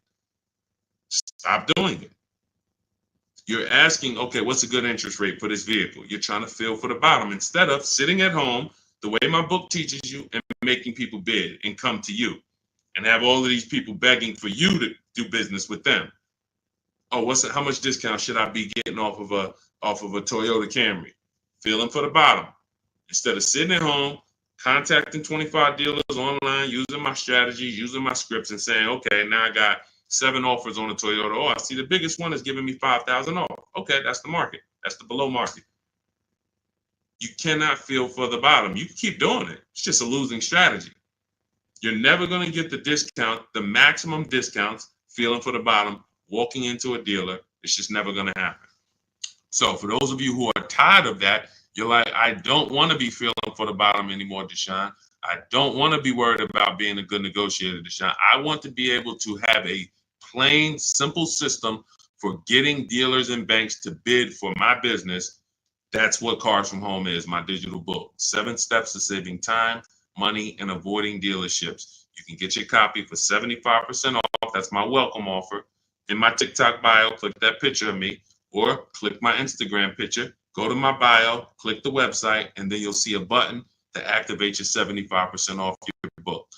Grab it. It'll be in your inbox. You'll have all the strategies necessary for paying these prices, the same prices you've been seeing me share throughout the stream. Or if you're on YouTube, I have a link for you in the comments. If you're on Facebook, I have a link in the comments for you. Grab your book, use it, and shop empowered. The old days are over. The days of going into dealerships, over. Spending more than 30 minutes in a dealership, over. You'll never do that again. Begging for discounts, over. Not knowing what to say, hoping, oh man, they told me don't tell them I had a trade. All of this garbage that they've been trying to, none of this stuff works because you're not employing competition. So all of those days of that's over. Watching social media videos, all right, man, let me try to remember this. All of that is over because we have the blueprint. It's already 5-star rated. You can Google it. Thank you to everybody who's reviewed the book on Goodreads. We appreciate you. We couldn't get to this many reviews and a 5-star rating without you guys taking the time to rate the book and review it. But grab your copy. As long as you get there before the 30 minutes is up, that welcome offer is only good for 30 minutes. After that, the book does go back up to $97, which is still a great price. But $24 is better than $97. So get there before the 30 minutes is up. TikTok bio, Instagram bio, YouTube comments, Facebook comments. Use the book and go win. All right? Unlearn everything you've been taught. That's the key. Leave everything you've been taught at the door. Trust this process. Success is guaranteed. All right? God bless you. I'll see you on the next stream.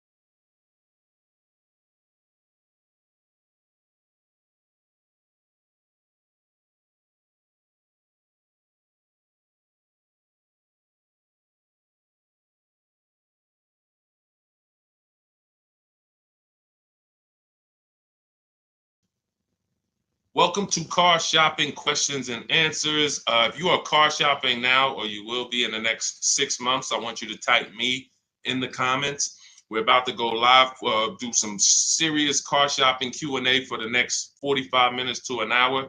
So you can start typing your questions, as many questions as I can get to in an hour. We'll get through them.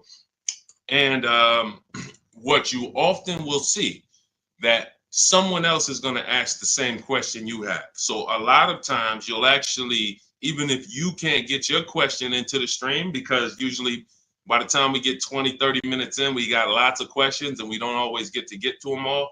But usually someone else will literally ask the same question that you have. So,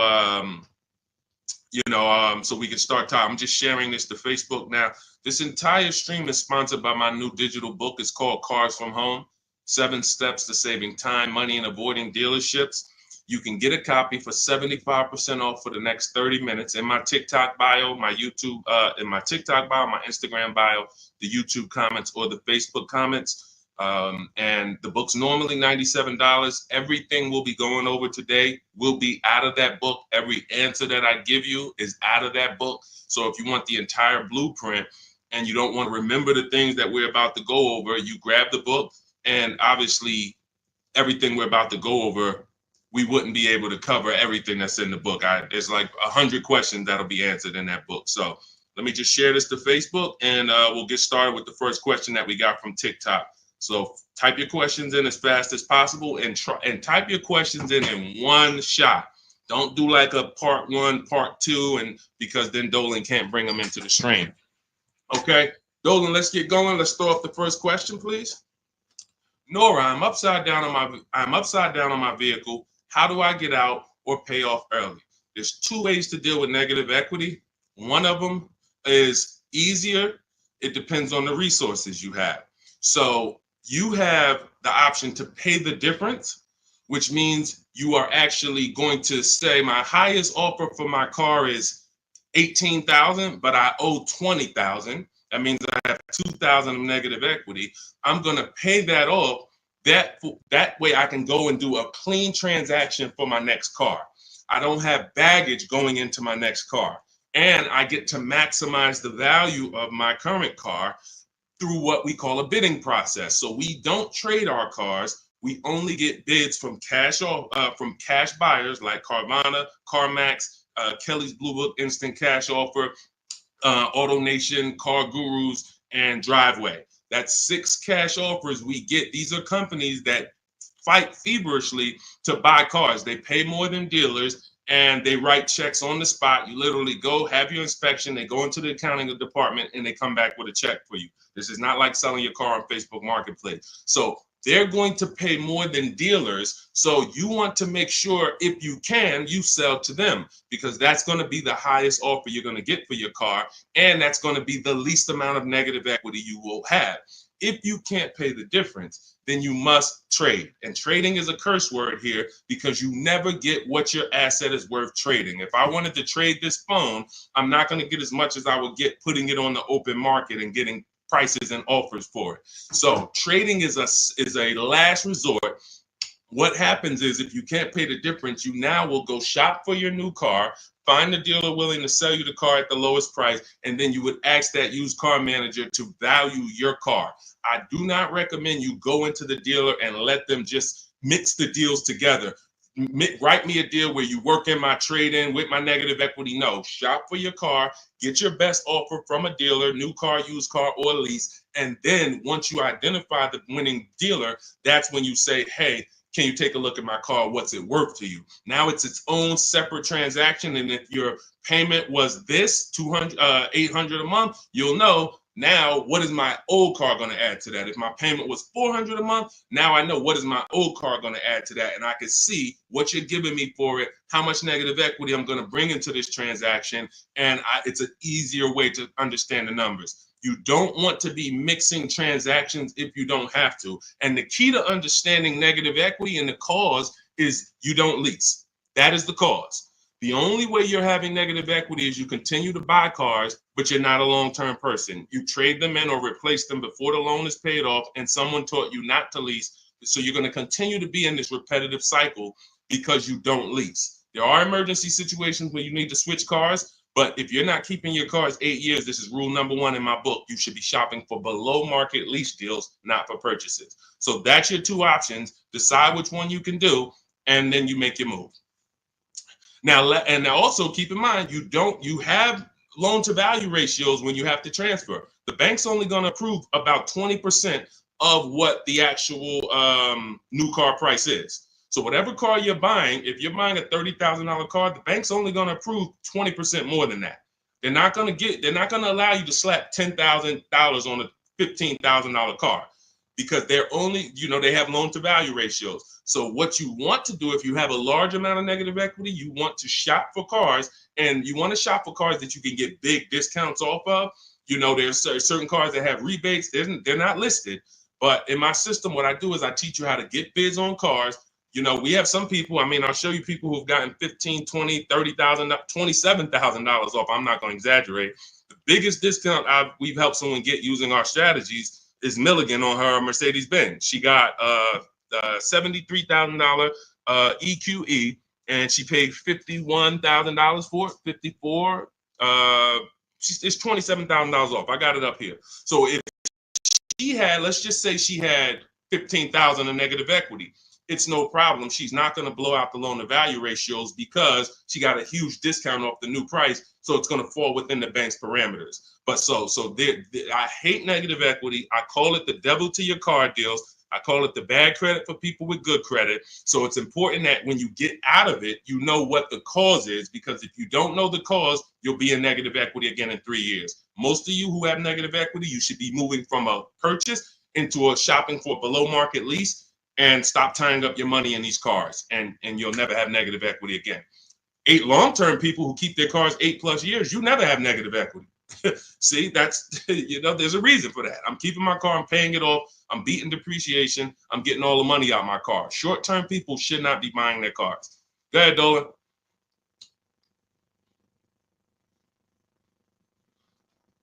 All right, keep typing your questions, y'all. We'll get to as many questions as we can in 45 minutes. Now, let me just actually say this. We have a 7-step process. Everything in my system is 7 steps. We don't go, see, a lot of times you don't understand what you should be doing first. Should I be focusing on my old car, my trade-in, shopping for a car first? What should I be doing first? So we have a system that you actually now have a process. It's 7 steps. First step is the most important question. That's leasing versus buying. How are you going to beat depreciation? Because you're about to buy a depreciating asset. If you buy a depreciating asset with no plan to address or beat the depreciation, you are going to lose like everyone else loses. So we need to see, am I going to beat depreciation with a long-term purchase, or am I going to beat depreciation with a below market lease? Long-term purchase, I got to tie up my money. My money's going to be in the car 3 years, 5 years, 6 years, but over time, the depreciation is going to cool off. I'm going to have a vehicle that doesn't depreciate much. Who has a vehicle that they've had for more than 10 years? Type the number of years you've had it in the comments. If you had a vehicle for 10 years, type 10, 12. Even if you had it for more than 8, let's go 8 because it's called the 8-year rule. If you've had it for more than 8, type the number of years that you've had your vehicle in the comments. Let's see how many long-term people we truly have, because not a lot of people are long-term. Like every time I ask this question, we don't get a lot of people that's like, yeah, 8 years, 10 years, 12 years, 15 years. Look, we don't have many people that can say they even have a car on here that they've had for more than 10 years, more than 8 years. But you're tying up all this money in these cars, and then you're going and you're replacing them in 5 years and 6 years. And look, Sharon, 14 years. God bless you, Sharon. That's a long-term person. Look, Ray Johnson, 9 years. That's a long-term person. So they don't have to worry about depreciation. Their car right now is worth the same amount it'll be worth about a year from now. If Ray's car is worth $9,000, a year from now, it's going to be close to 9. He's beat depreciation. So if you're not buying cars to beat depreciation, you shouldn't be buying them, because you're not going to beat depreciation in the short term. You can't. It's impossible. The only way to beat depreciation as a short-term buyer is to get below market leases, because you're never tying up your money in that car. Not regular leases, below market leases. Big difference. Go ahead, Dolan. I see we had a question come from TikTok. Let's throw them up.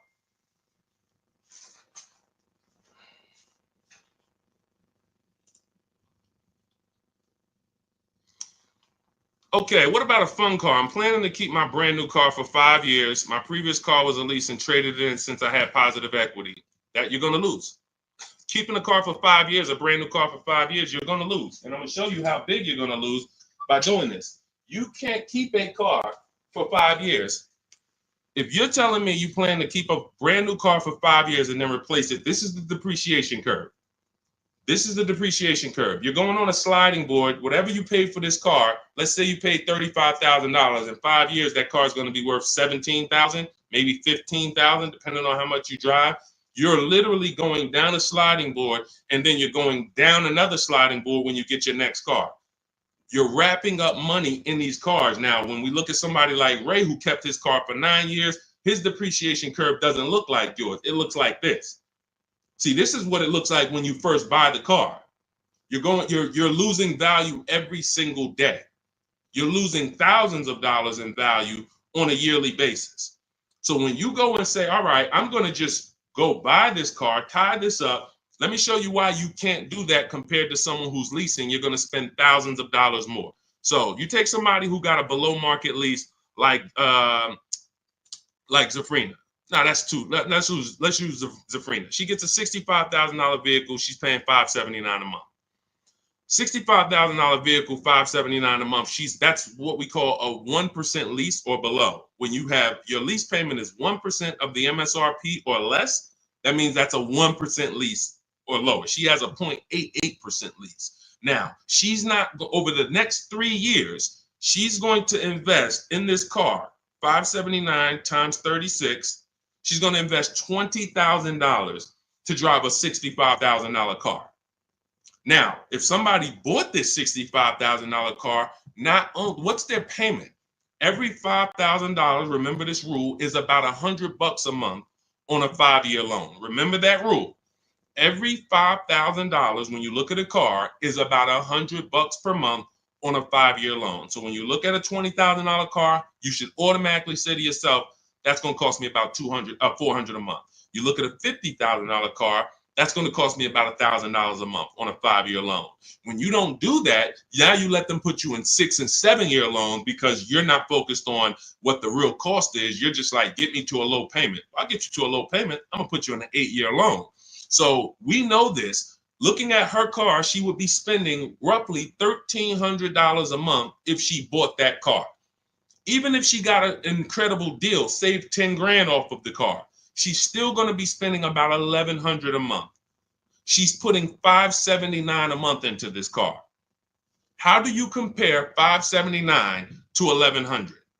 How do you compare $579 to $1,300? Let's say she bought a used version of this car. So instead of $65, she found a used one for $40.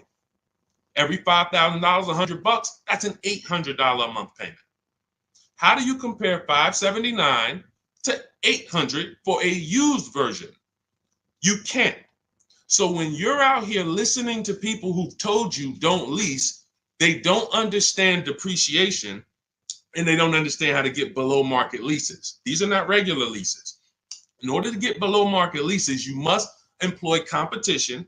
You must get at least 5 offers because every dealer's price is different. So when you walk into one Nissan dealer and they tell you it's $600 a month, you don't walk out and say, hey, Nissan's charging $600 a month. No, Nissan of Bay Ridge is charging $600 a month.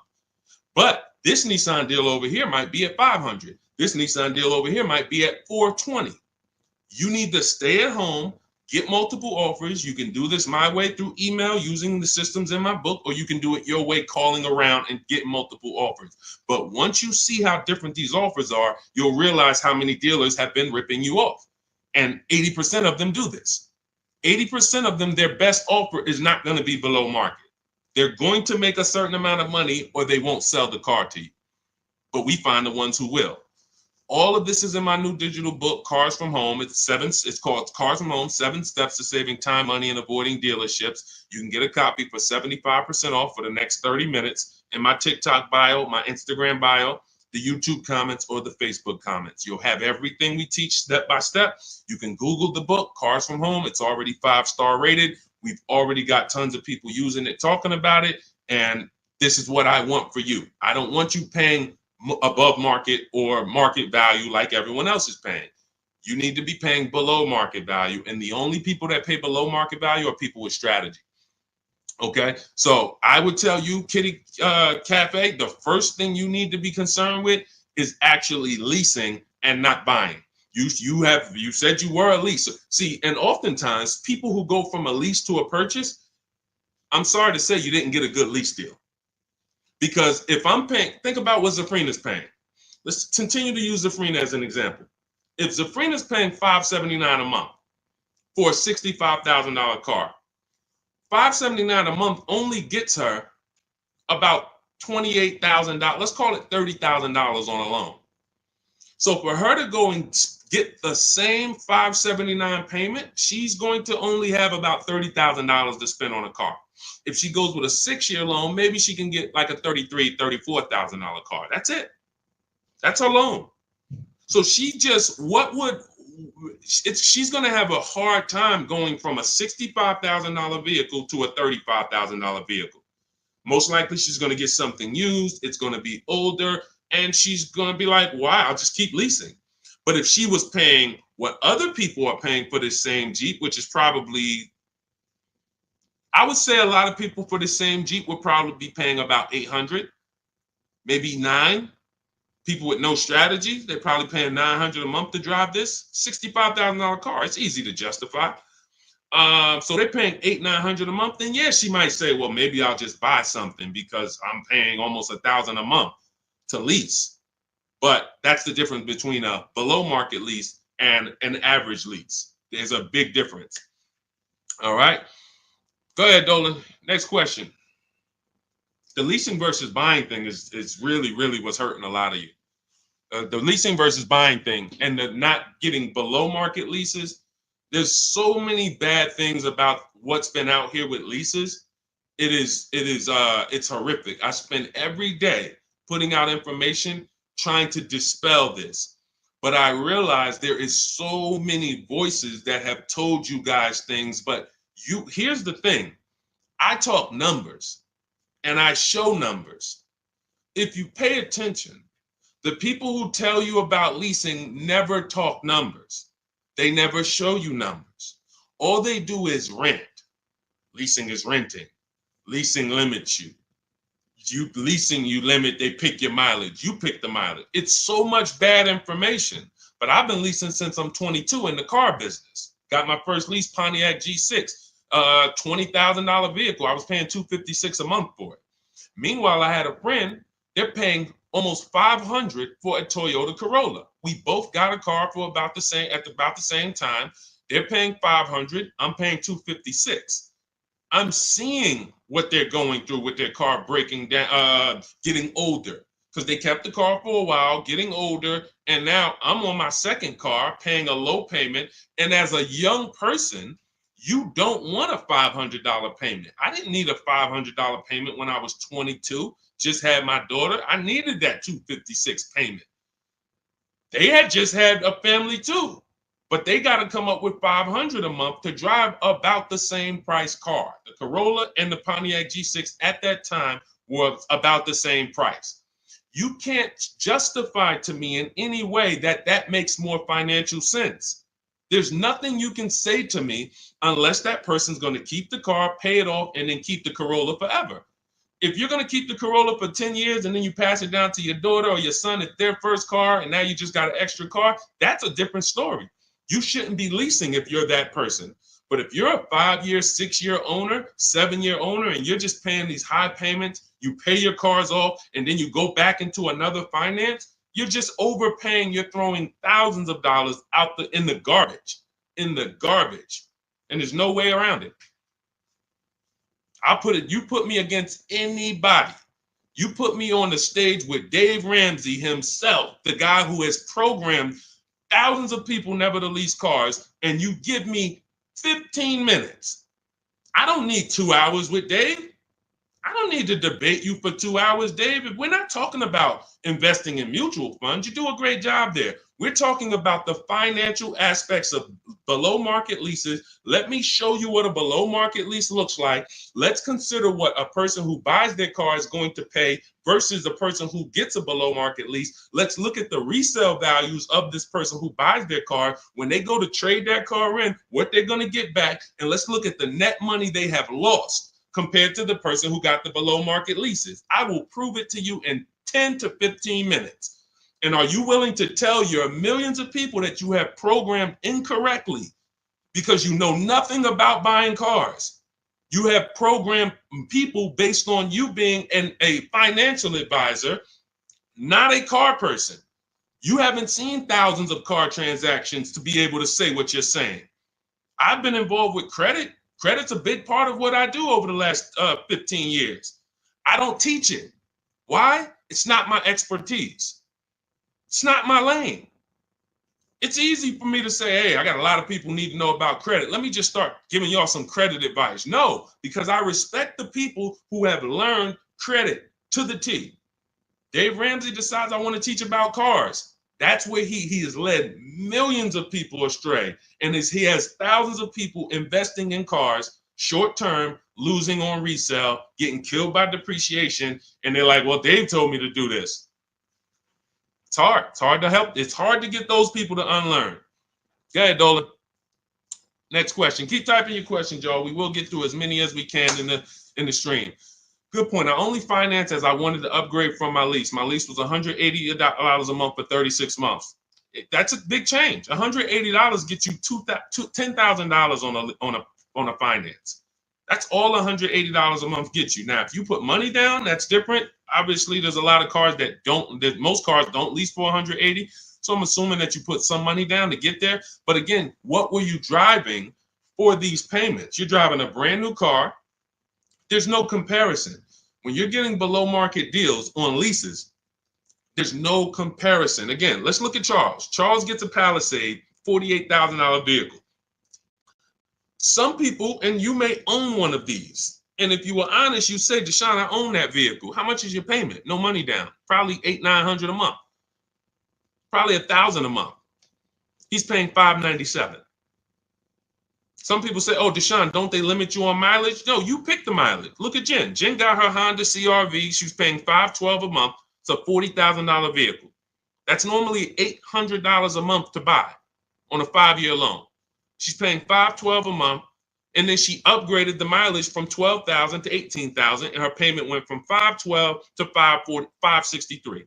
40 some odd dollars. She gets to drive as much as she wants, as she needs to drive, not as much as she wants to drive, as much as she needs to drive. And the problem that that you may have with leasing is you didn't get the mileage you needed, and then you started blaming the lease.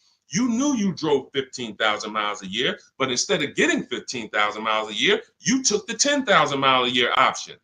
You looked at the payment for 10,000 because you might have not been getting a below market lease, so the payment was high, and you're like, okay, well, just give me the 10, and then you know you needed 15, so now you're going to pay the penalty based on not the lease's fault, based on you. You could have paid $45 more per month, got every bit of mileage you needed, and then you could have enjoyed your lease hassle-free, dropped it off in 3 years, no problem. So people are blaming the lease for their lack of understanding about how they don't pick the mileage for you on the lease. You pick the mileage. We got people who drive 25,000 miles in lease because they don't want to keep their cars tied up and have that depreciation on a car they own. If they drove 25,000 miles, any high mileage drivers, type HM into the comments. Any high mileage drivers, you drive over 18,000 miles. If you bought your car, tied up that money in that car, and depreciated it with high mileage, that car is going to be worthless in 3 years because you put 75,000 miles on it, and then you come back to replace it, and you have 15 grand of negative equity, and you wonder why. You depreciated the car. Meanwhile, when I was at Hyundai, I worked at Hyundai as a manager for 6 weeks. I had a guy who came in, he was dropping off his lease. I learned something incredible. I said, car had 72,000 miles on it. I said, you leased this? He said, yeah, I used to buy. I stopped buying because I would always have negative equity. I only lease now. 25,000 miles a year. I drop it off every 3 years, get me a new one. I'm in sales. I looked at his lease contract and I saw that his payment was less than $200 a month more than what a normal below market lease on that Sonata was. If a normal below market lease was $350, he might have been paying like $550, $525. It wasn't $700. He was paying a couple dollars more, but he could drive 25,000 miles a year, drop that thing off, never have to worry about negative equity. Mileage doesn't stop you from leasing. It's not about how much you drive. It's about how long you're going to keep the car. because a below market lease is how we beat depreciation or long-term ownership. Nothing to do with how much you drive. You pay for the mileage whether you buy or lease. Doesn't matter. Go ahead, Dolan. Keep typing your questions, y'all. We'll get through as many as possible. What's up, Ashley? What's up, Kenyari? What's up, boss babe? Ashley, good to see you. But I made my wife lease a brand new electric Equinox, $350 per month, and no sales tax. The $180 was a 2021 Corolla lease before the chip shortage for $3,000 down. Solid, solid. These are the things that you don't want to get away from until you're ready to keep a car long term. If you are leasing and not keeping cars 8 years, keep leasing. Make sure you're getting multiple offers so that you can get these below market leases, so that you're not paying these prices on the commercials that you see with $5,000 down and all of this tax that's not included. We are getting below market leases, and in order to do that, you must get 5 offers, at least 5 offers. Now you get these below market leases, and you keep doing that until you are ready to buy something. Because as Cafe just said, if he's paying $3,000 down, $180 a month, somebody who bought that Corolla is paying $3,000 down, $500 a month, because a Corolla is probably about 25 grand now. So that's a $500 a month payment with their taxes that they're paying when he's paying $180. This is not, look, for a brand new electric Equinox, he's paying $350 a month. This is someone else who knows how to get great lease deals, whether he's negotiating for them or whether he's calling around getting multiple offers. It doesn't matter. He's getting prices that you are not getting. And that's the prices we get. You want to understand that all prices aren't the same. There's below market price, there's market price, there's above market price.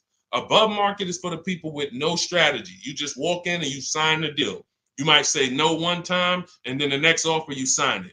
Market value is for the negotiators who are trying to feel for the bottom. You don't know where the bottom is, but you say, hey, take $2,000 off, we got a deal. Give me invoice price, we got a deal. You're paying market value. You're not getting anything special because there's hidden money, rebates, incentives that you don't know about. There's markups in the lease contracts, in the money factor, money hidden, you don't know about. And you'll never know about it until you get multiple bids. But below market price is reserved for the people who are shopping multiple dealers.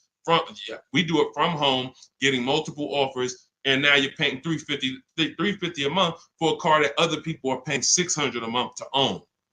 You cannot justify pulling up in the same car and one of you is paying $350, one of you is paying $600. But the one who's paying $600 says, well, I'm going to own this. But by the time you pay it off, you're just going to turn around and get another car and do it all over again. So you never win, ever. It's a bad way to move. Go ahead, Dolan.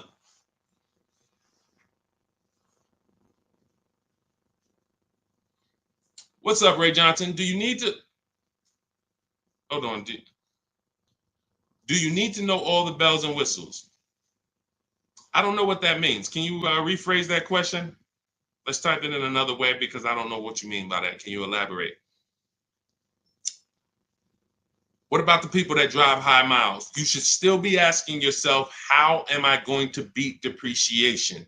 The first step in my process is to determine what I'm going to do to beat depreciation on this depreciating asset I'm buying. So if you're a high mileage driver, you drive more than 18,000 miles per year, you're depreciating your car so rapidly that in 5 years, you're going to have, call it 100,000 miles plus on the vehicle, but your loan does not move that fast. Most of your loans are going to move this way, but your depreciation is moving like this because you are just using the heck out of the car.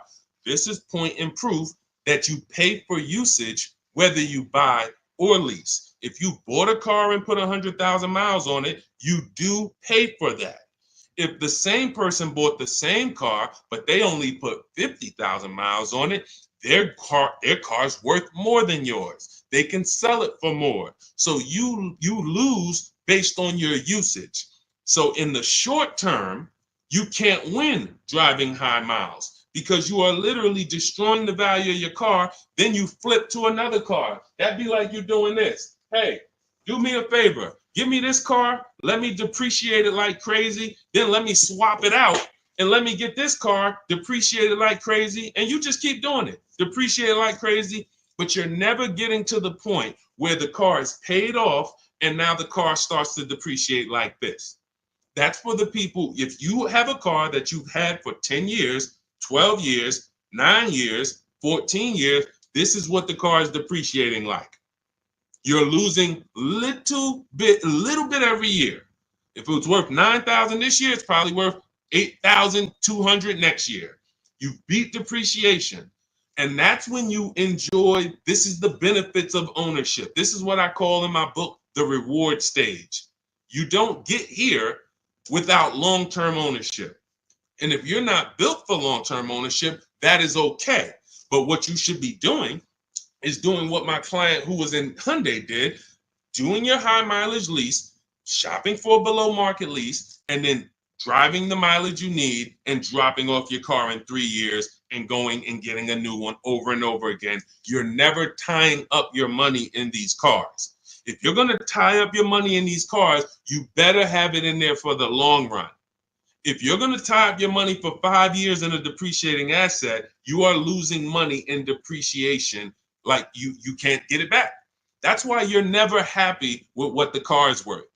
When you come and find out what your car is worth, you're like, I can't believe that's all you're giving me for my old car, because you're thinking about how much you put into it. Long-term owners like this, those of you who have cars that you kept for 12 years, you're not thinking about the resale value, right? Right or right? You're like, Sean, I got so much money out of this car. I had this car, man. The transmission went out. I put a new transmission in it. I got my money out this car. That's the benefit of buying. And if you're not buying, you should be if you're not getting there, you should be shopping for below market leases, never tying up your money in these cars to begin with. It's only 2 ways. Get out the middle. It's 3 people. Long-term keepers, short-term leasers, then it's the people that's stuck in the middle. You buy your cars, trade them in. You lease the car, you buy the lease. Stuck in the middle. Go ahead, Dolan. All of this is in my new digital book. If you're like, Deshone, there's no way I'm going to remember this. You can get my new digital book. It's called Cars from Home, 7 Steps to Saving Time, Money, and Avoiding Dealerships. It's already 5-star rated. Thank you to everyone who has rated and reviewed the book on Goodreads. We appreciate you.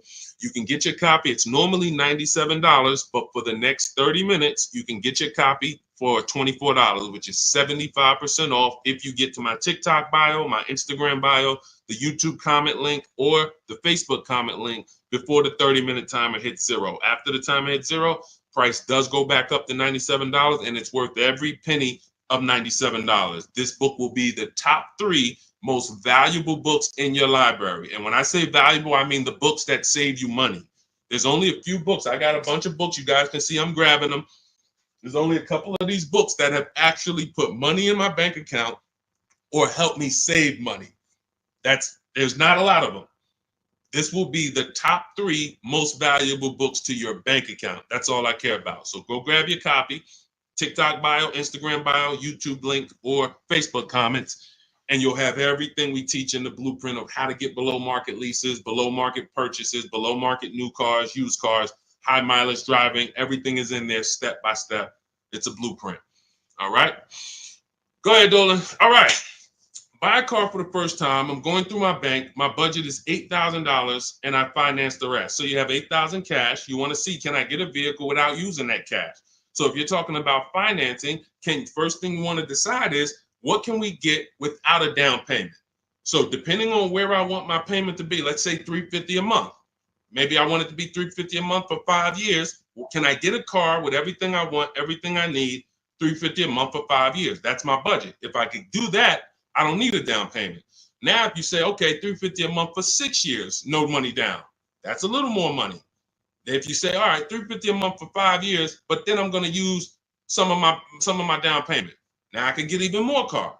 And then your max budget might be $350 a month with my down payment for 6 years.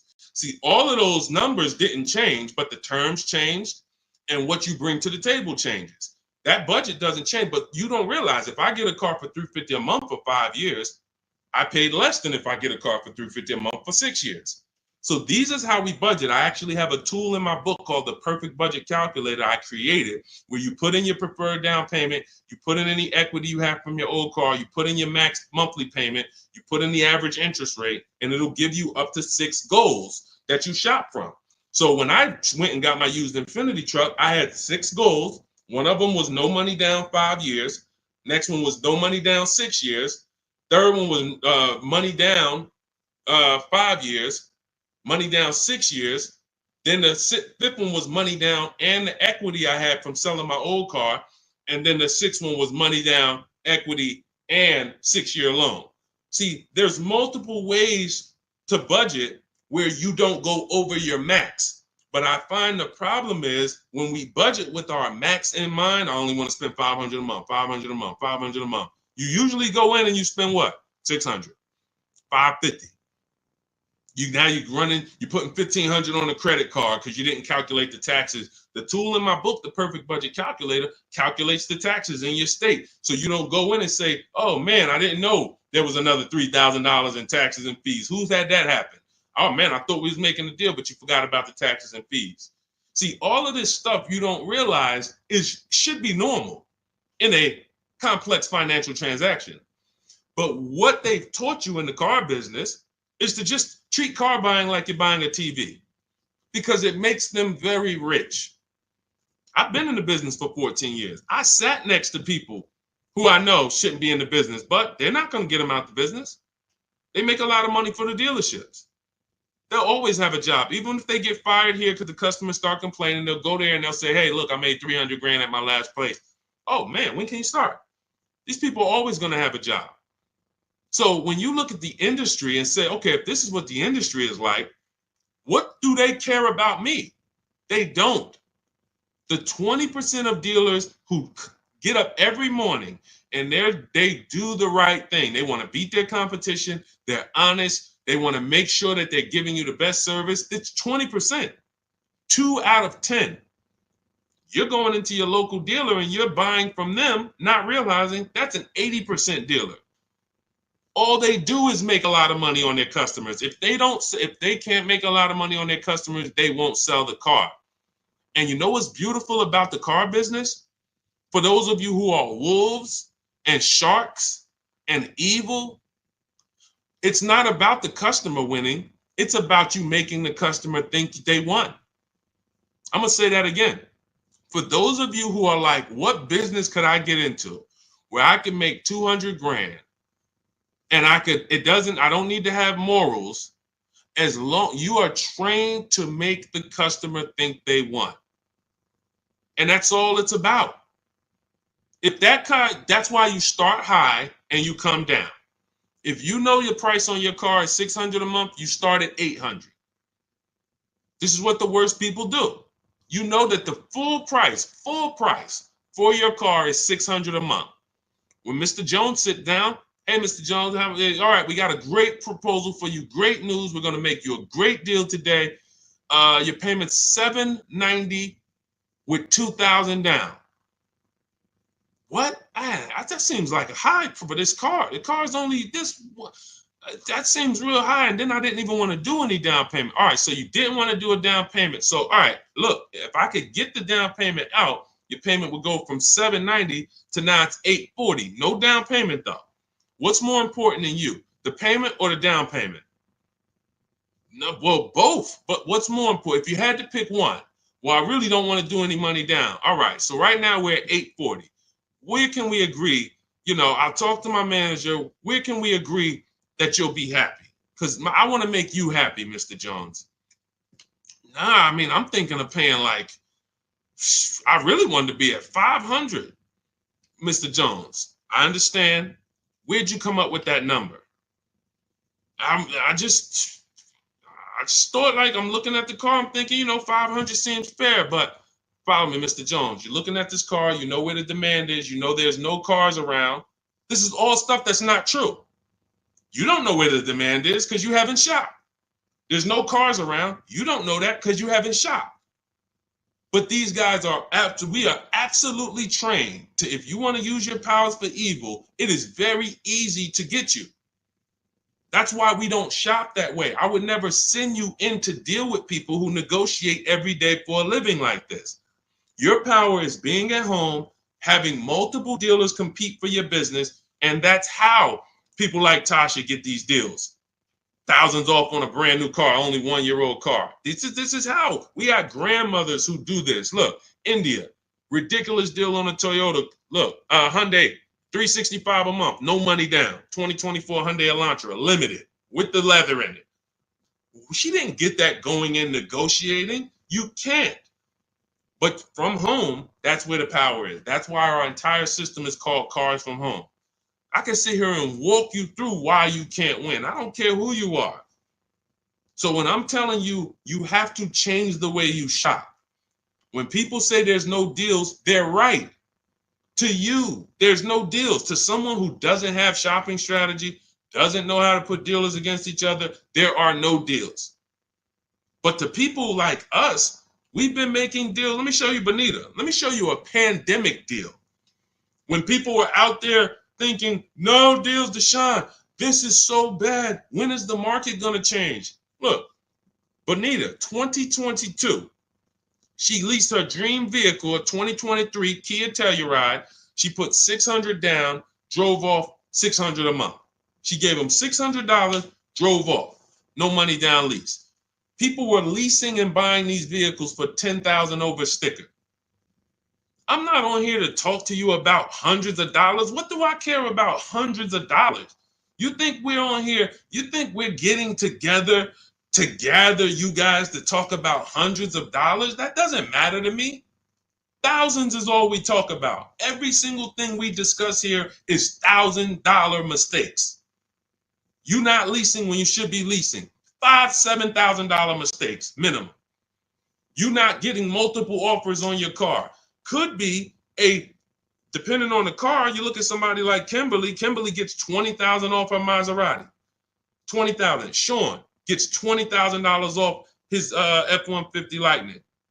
These are just some of the, look, even somebody like Tiffany, let's take a smaller discount. She gets a Mazda CX-90. She gets $6,500 off.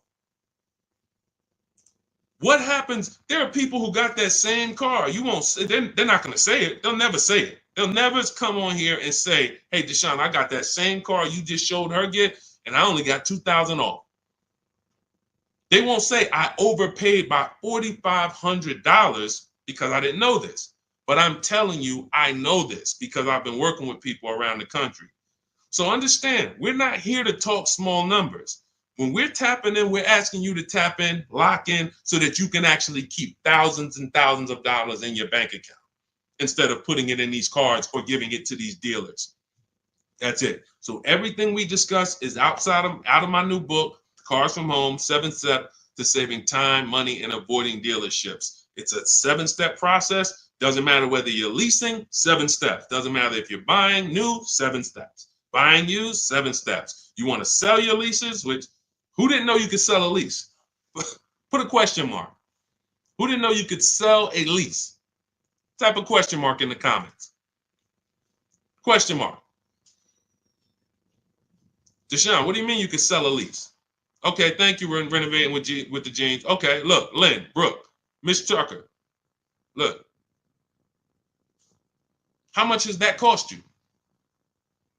Not knowing, and we begin to teach people to do this during the pandemic because every single car was $7,000 to $10,000 more than it was truly worth.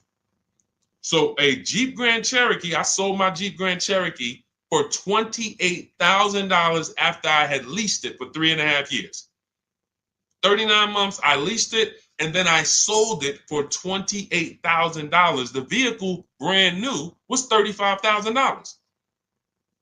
Brand new, that Jeep Grand Cherokee Laredo that I leased for $330 a month, paid $330 a month for 39 months. I sold it for $28,000. CarMax won the bid, and I put $9,800 in my pocket. I helped my mother sell her lease on her Mazda CX-5 for $10,200 in equity she put in her pocket. Now, those equity numbers don't exist anymore. That was a once in a lifetime seller's market. Well, so far in our lifetime, so far, there's people who still want that. They still are basing, and you may know people who are like, hey, well, I'm gonna buy this car and I'm gonna flip it because I bought a 2019 Mustang and then I sold that Mustang in 2021 and got all my money back. Try that again. You're gonna lose everything. It's over. It's over. That was a limited inventory, global shortage, chip shortage. Everything's worth $7,000 to $10,000 to $12,000 more. Those who cashed out won. Those who cashed out at that time won big. You can look back over history, and I helped a lot of people do that. You can look at my videos. Some of my biggest videos, 5 million views, 3 million views, was how to cash out. People coming on there, yo, I just sold my lease. I made $7,000. Yo, I made 10 grand because of you. Yo, I sold 2 leases. I'm telling everybody during the pandemic, cash out, cash out, cash out, cash out. You won't be able to do this again. But there's still money to be made if you have equity in your lease. There's still $2,000, $1,700, $3,000, $4,000. Some of you low mileage people who you lease, but you only drive 5,000 miles a year. There's equity there. But you got to know how to get it. You got to know how to get bids. What's the process? And get we get bids from CarMax, Driveway, Carvana, Kelly's Blue Book Instant Cash Offer. What is that strategy alone worth? Just the cash out, just the equity assessment, step 2 in my process is worth. For those of you who trade in cars, that right there, one step out of my 7-step process is going to be worth thousands of dollars to you. So you can get my new digital book, Cars from Home, 7 Steps to Saving Time, Money, and Avoiding Dealership, and you can get it for 75% off. That's my welcome offer to you, but it's only for 30 minutes. You go to my TikTok bio, my Instagram bio, the YouTube comments, or the Facebook comments, click that link and get your copy for 75% off. You won't even pay the $97 price. You'll pay $24, but you got to get there before the timer goes to 0, and then it goes back up to $97, which is worth every penny. Book's worth every penny of $97. It'll be in your inbox in 2 minutes. And make sure as soon as you get the book, you screenshot the thank you page, because the link to open the book is actually on that page.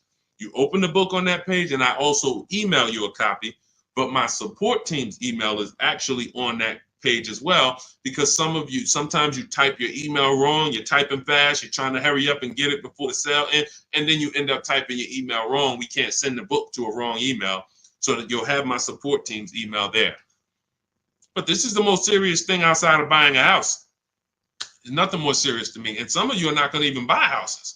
Some of you like, Deshone, I'm a renter. I don't plan on buying. That means the car is your most expensive purchase. And you're going to do it over and over again. You might have 5, 10 of them in your lifetime or more. You lose $5,000 on every one because you didn't have strategy. That's a tough gig. That's a tough gig. I wouldn't want to be in that situation. And I'm not going to be. And anyone who's listening to me is not going to be. Go ahead, Dolan. Let's keep the show on the road. Do you need to know all the extras you want? Upgraded sound system items that are not in the base price? Absolutely. Whenever we buy a new car or we shop for a lease, we always build our car. We go on the site because we want to know everything's available, because we don't want to get a car and find out there was an option we wanted that we didn't get. And we also want to know what we can live with and live without.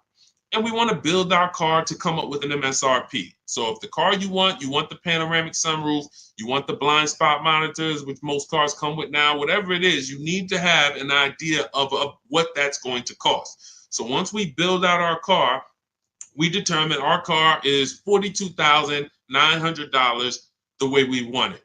Now, most times we're going to reach out to dealers and they're not going to have the exact car. That's why we always come up with, and when we're leasing, we come up with a couple colors. Buying, we don't compromise as much, because this is a car you need to love. You're going to have it for 8+ years. You don't want to compromise on what you want, or be talked into something, or let you convince yourself of getting something, a color you really don't love, because you're buying this car to keep it for the long run.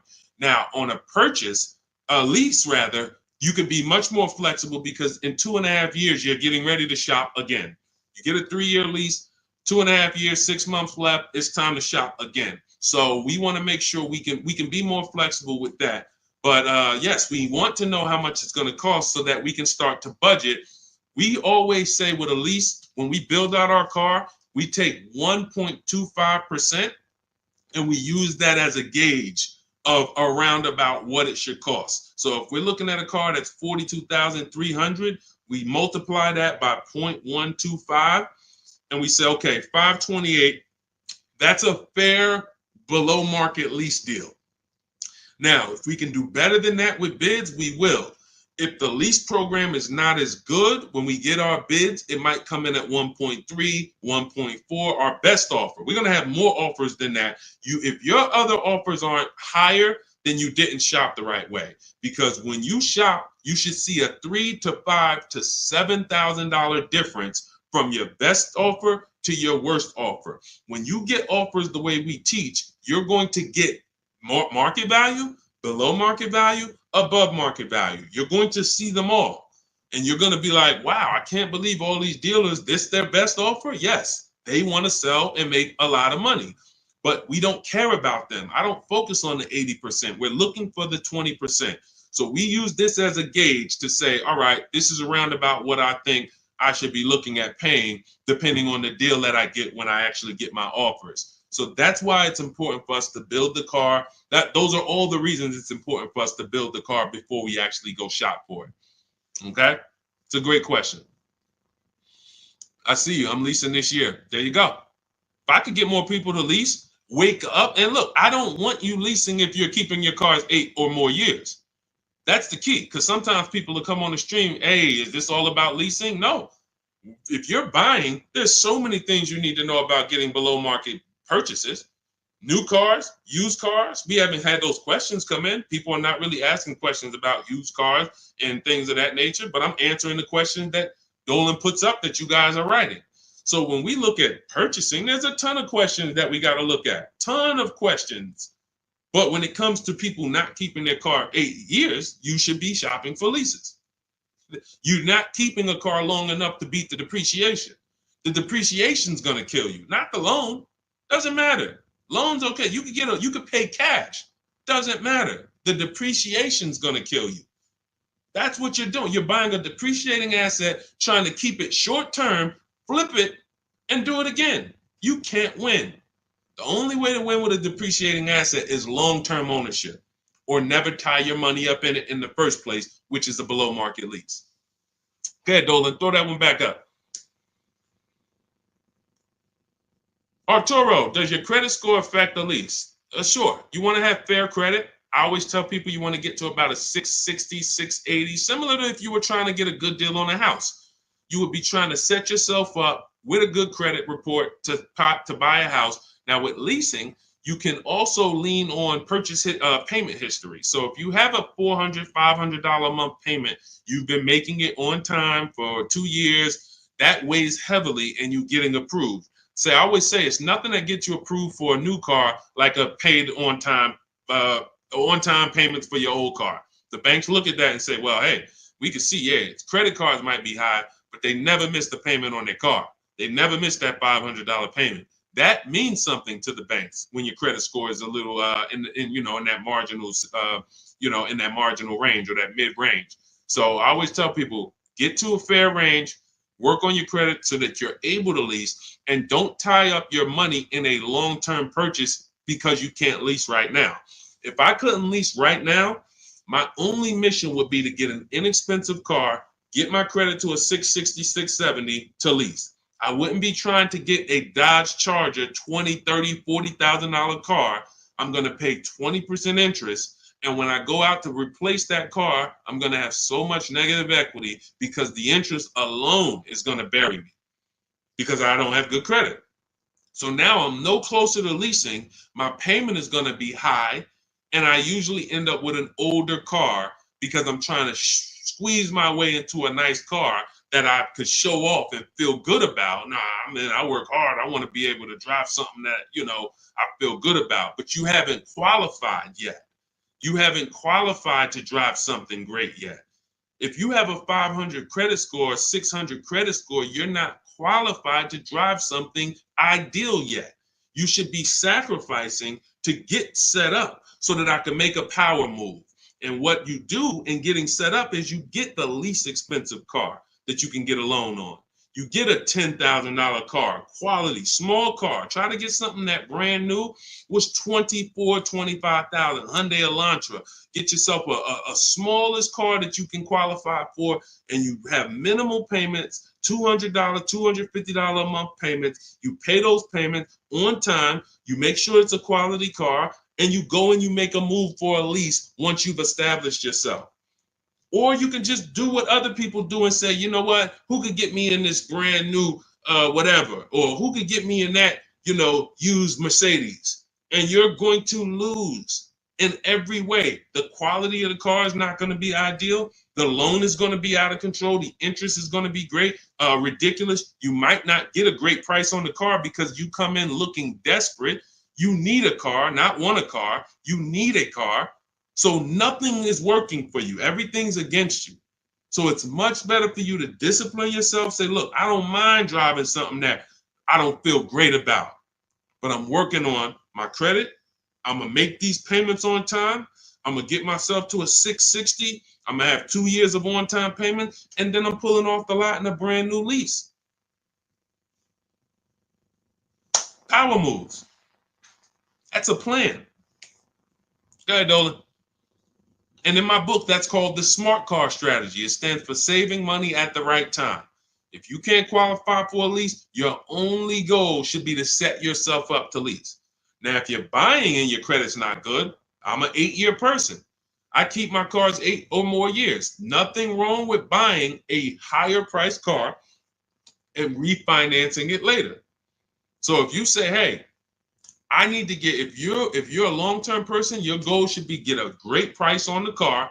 You're going to pay more in interest and then fix your credit. And instead of changing the car in 2 years to a lease, you would change the loan, refinance, and then you would keep the car. So it's depending on long-term versus short-term is everything. That's why in my book, it is step 1. You need to know from the get-go, am I a long-term person, 8+ years, or not? Because that's going to be the foundation we build on. Everything else comes after that. Karen, thank you for helping with my digital book. I wasn't checking my email. Of course, we want to use cars. So you're just following the multiple marketplace strategy. There's steps before that. And here's what I tell you, guys who have my book, ask yourself, what step am I on? This is what I tell everybody that I work with. Ask, what step am I on?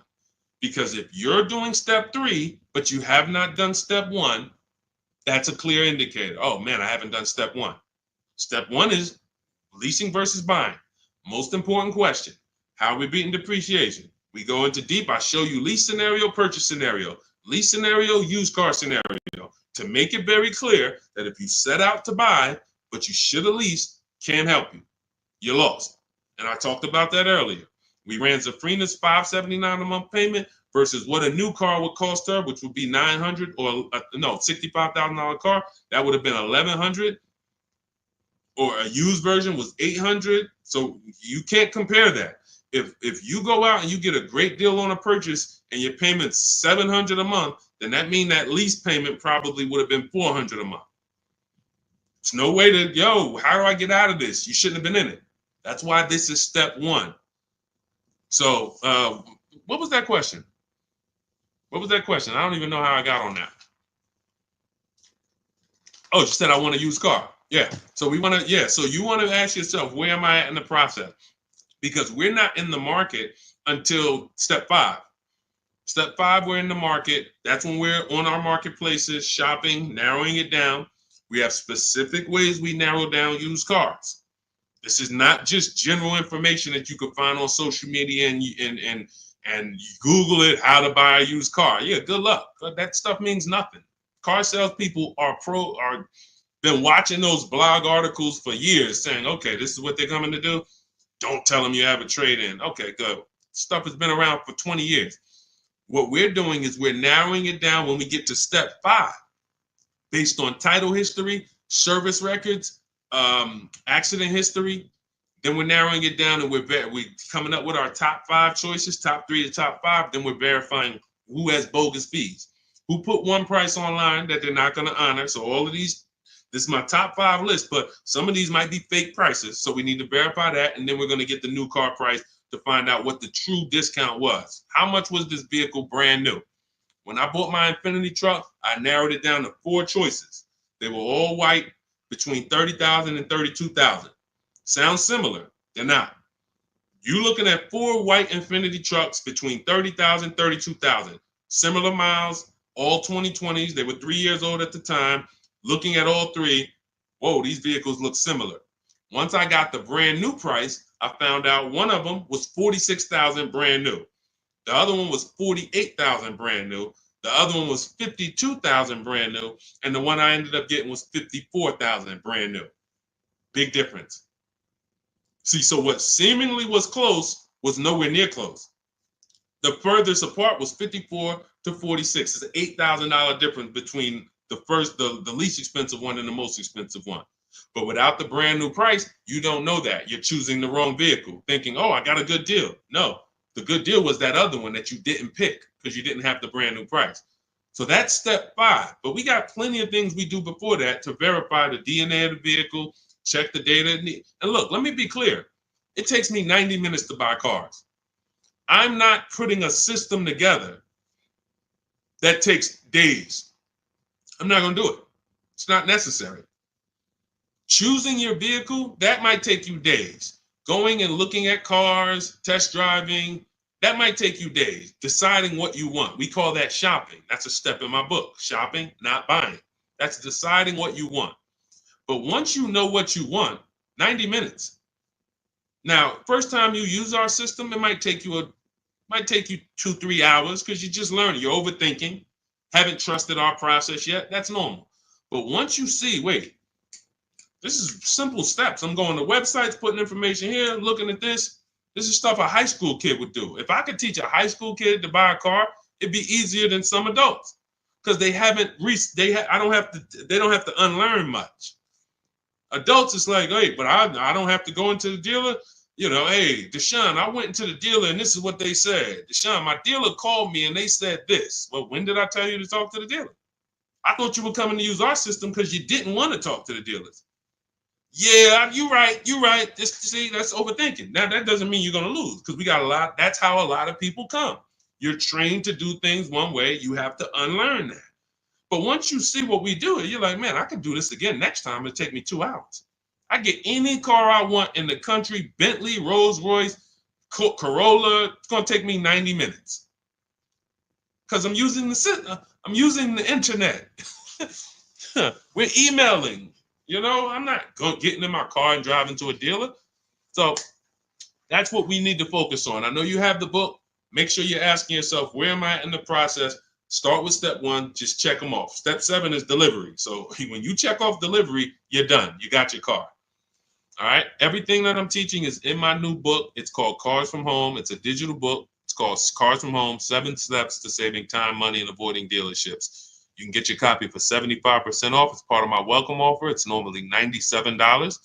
But if you get to my TikTok bio, my Instagram bio, the Facebook comments, or the YouTube comments before the 30-minute timer hits 0, you got your copy for 75% off, which is $24. And it'll be in your inbox in 2 minutes. So once the timer hits 0, price does go back up to $97. And it's still worth every penny at $97. Go ahead, Dolan.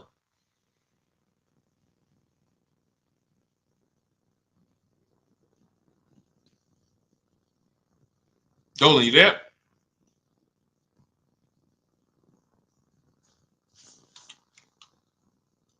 All right. Is it worth buying a BMW or Mercedes brand new or pre-owned certified? That's a matter of budget. As long as you're going to keep the car 8 years, the only difference between a new or used purchase is budget. And if you can afford both, now it's about your values. Do you want a new car because you only buy a new car every 10 years and you're like, man, I'm going to treat myself, I could afford it? Or do you want a pre-owned car because you're like, hey, I want to treat myself, but I could also take a 2 or 3 year old one and I'll be just fine with that. Now, what I always say, if you're going to buy something close to new, 1 or 2 years old, you need to shop the new market first because you might overspend for a 1 or 2 year old vehicle because you don't know what the new market is for a brand new one. So, example, Kimberly saves $20,000 off her Maserati. Sean saves $20,000 off his F-150. Milligan saves $27,000 off her Mercedes-Benz. So when you look at these vehicles, and I show these deals, if you're on YouTube, if you're on YouTube, that's Melissa. If you're on YouTube or Facebook or Instagram, you can see these. You zoom in here, you can see she saved $27,000 off her Mercedes. And some of these vehicles, even with these leases, you'll see people have saved 10 grand, 7 grand. Now, let's take the more dramatic discounts over 10 grand. If you can save over 10 grand on a brand new vehicle, then that means when you go buy a 1-year-old one, what should you be saving? If I know that the new market is 10 grand off, then for a 1-year-old one, I'm looking for about 18 grand off. I'm not looking for 15 grand off. 5 more thousand, I'll get a brand new one. So I need to know what the new market is to know what the used market should be. Now, this is once you get to 3 years old, you don't need to do this because 3-year-old vehicles, there's a lot of options because there's only 2 ways dealers get most cars. They're going to buy them off their customers or buy them from auction, or they're going to buy them after the lease. So 3 ways. Buy them after the lease. Most leases are 3 years. They're going to buy them from their customers. Most people don't trade their cars in 2 years. Or they're going to buy them from auction. And most people are not getting rid of their cars in 1 or 2 years. So you don't have a lot of options to choose from. You have limited competition. And when you have limited competition, you have a high chance of overpaying. But if I shop the brand new market and I see, wait a minute, on this car, brand new, I could get $20,000 off. Now, some of you might say, wow, if I could afford, I'll just get a brand new one. If that's the market, because I didn't know that the discount was going to be that big.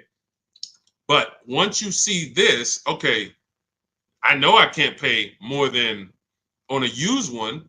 See, somebody who would buy a 1-year-old F-150 Lightning, truck's normally 70,000, 73,000. So they might look at a 1-year-old one for 55 and be like, wow, that looks good. Thank you, Renovating with the Gene. They might look at it and be like, okay, wait, this is a 1-year-old vehicle and you asking 55,000 for it? That sounds good. Because it's brand new. How much is it brand new? Well, 73 brand new. Whoa, that's a big discount, man. All right, yeah, I ain't gonna even argue with you. Let me get that. Not realizing that the brand new market on that vehicle, the person saved $21,000. So 73, 63, 53. So literally the brand new market on that vehicle was lower than what you just paid for a 1-year-old vehicle. And what's going to happen when you go to resell that vehicle later? You're going to lose because you overpaid by thousands of dollars. So this is so important to understand. People overpay for used cars all the time for a variety of reasons. They don't know what it was originally. What was the original new car price? To even know they're getting a good deal on a used one. They don't know what the actual new car, again, this is for the 1 and 2 year people. You got options because somebody asked, hey, should I buy brand new or should I buy pre-owned? That means you probably have the money to afford both. So you might go out and buy a 1 or 2 year old pre-owned. But if you're like Milligan and you bought one of these electric ones, she saved $27,000. If you went in and you bought a 1-year-old one and you got 20 grand off, you might think you won. But she got 27,000 off a brand new one, which means if I saw 27,000 off a brand new one, for a 1-year-old one, I want 35 grand off. I want 38 grand off. The new market for this vehicle is very soft. So that means the 1-year-old market should be very soft. It's an extreme depreciation. Another reason why you don't buy these vehicles. Now, mind you, you know what I didn't mention? The people who paid for this vehicle and didn't get $27,000 off. It's people who are going to see this stream. Again, most of them will never say it. They have this same vehicle that Milligan has. Same $73,000 vehicle. They went in, they negotiated. They said, listen, all right, come on, man, make it 10 grand. 10 grand off. And they went home thinking, hey, honey, you're not going to believe this. Guess how much they took off the truck? How much? 10,000 off. They in there, oh, I won. See something like this? That's why you can't feel for the bottom. Negotiating and feeling for the bottom, wondering, all right, I think I'm at the bottom. That sounds good. You can't win. In fact, I've showed you multiple ways you can lose huge like that, and people are losing like that. You can't feel for the bottom. You don't know what we have as the dealers. You don't know what rebates I have. You don't know how many incentives I have. You don't know if the manufacturer sent us extra money because we got to move these vehicles. You don't know any of that. You come in and asking for the invoice. All right, invoice on a $73,000 car, 6.5% markup. All right, invoice is 57, and a good salesman's gonna fight you for invoice. They're not gonna just lay down and give you invoice, even if they sitting on 20,000 in rebates. A good salesman is fighting for every dollar of the commission. So you've been, hey, how they gonna fight? They got 20 more thousand. You telling me they got 20,000 in rebates and they gonna fight me for 1,000? Yes, because it's perception. If they take off $10,000 for you in a heartbeat, you might think, wow, you took off 10,000 a little too fast. This is how salespeople are trained. So I'm telling you, the people who believe it, they're going to win. If you listen to me, you're going to win. If you don't listen, you're going to keep losing. And when I say losing, I mean, show me your car deals. Show me your car deals. That's all I care about. Sean, I'm going to do it my way. Okay, show me your car deals. DM me. Sean, I did it my way. How this look? All right, would you bet me $1,000? I can't find a better deal than this. Would you take the bet? I'm looking at your deal. You did it your way. Yeah, I went in. I negotiated this thing. Okay. Would you bet me $1,000 that I can't find a better deal than this? Oh nah, man. I don't think I want to take that bet. I know you don't, because you don't have confidence that you actually got the below market deal. You might have got the best price from that one dealer. I don't doubt that. But that dealer is an 80% dealer, and his competition would blow this price away. But because you didn't talk to his competition, you never gave his competition an email, you never gave them an opportunity, you don't know that they would have beat this price by $3,000 or $5,000 or $10,000. That's what we do here. That's what Cars from Home is. That's why our system is called Cars from Home. All our deals, 90% of what we do is from home. 90%, and sometimes 100%. Only time we can't do 100% is if a dealer doesn't deliver or we're buying a used car. Used car, we must go to the dealer. We must test drive that. That's our last step in our process before we lock the deal up. We cannot, but we've had tons of people who never left their house. I have a couple of them on here. Delivered the car. Let's see, we got people on here. Leasing process went quick. Sent the email. Anyway, I could pull up a bunch of people who just did. That's simple, because dealers this is 2024. Like, people think Carvana is the only place that delivers cars. There's plenty of dealers, especially the 20%, that'll bring the car right to your doorstep. Look, about 5 days I walked out. Yeah. Anyway, all right. I think we've done enough. Look, everything that we've taught today is out of my new book, Cars from Home, 7 Steps to Saving Time, Money, and Avoiding Dealerships. It's a 7-step process that I've developed over 14 years in the car business to buy, lease cars, to buy and lease cars below market value in 90 minutes. This does not take a lot of time. This is the easiest way. You don't have to be a great negotiator. You will stay at home where your power is, where you can put dealers against each other, put banks against each other. Thank you so much, Renovating with James. And you can employ competition. The same way you shop for everything else, competition, you can bring that to your car deals. And that's the only way you're going to get below market deals. And that's the only way you're going to start to enjoy car shopping. When you're at home and tons of dealers and banks are actually competing for your business, you actually enjoy that. That's why when you see people like Teddy, who said that I will never lease another car any other way. Look, suppose it's a bit wordy. Look at Teddy. You got his BMW 2024 i4 M50, $73,000 vehicle. His best offer was $856 a month, which is a 1.16 lease. His highest offer was $1,123 a month from another dealer. His closest dealer, his local BMW dealer, was where was it? Look, the dealer closest to me was $986. His closest dealer that he probably drove by and saw the car and said, man, all right, I'm gonna work with them one day. $986 a month. He ends up paying $856, over $130 less than his local dealer. But he did it from home. And he said at the beginning, I will never, I repeat, never lease another vehicle any other way. Now, had he bought the car and got $10,000 off, he would have said, I will never buy a car any other way. The Cars from Home way is how you are in control, how you feel like the prize. And when that 20% dealer wins your business, you feel like you won.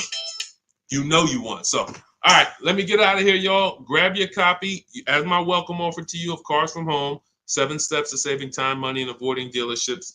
30 minutes only. You can get it for 75% off, so you won't pay the normal $97. In my TikTok bio, my Instagram bio, click the picture of me, the YouTube link, or the Facebook link, and grab your copy. As long as you get there before the 30 minutes is up, you got it for $24, and you'll have everything step by step. You don't have to remember any of the things we've spoken about over the last hour, 15 minutes. You don't have to remember them because you will have the blueprint step by step. Leasing step by step, buying step by step, selling leases, selling your cars. We never trade cars, getting out of negative equity. All in there, high mileage driving, everything in my 14 years of experience is in that book. All right, so I look forward to you guys using it. Make sure you send me your success stories. Write me emails when you make your deals. Let's continue to 30 minutes now. It's only available for 30. Now, it's available forever. $97 is the price. Normal price of the book is $97. But for 30 minutes, you can go to my TikTok bio and you can get your copy for $24, which is 75% off. All right. God bless you guys. I'll see you soon. And keep unlearning, keep relearning. Thank you. Thank you.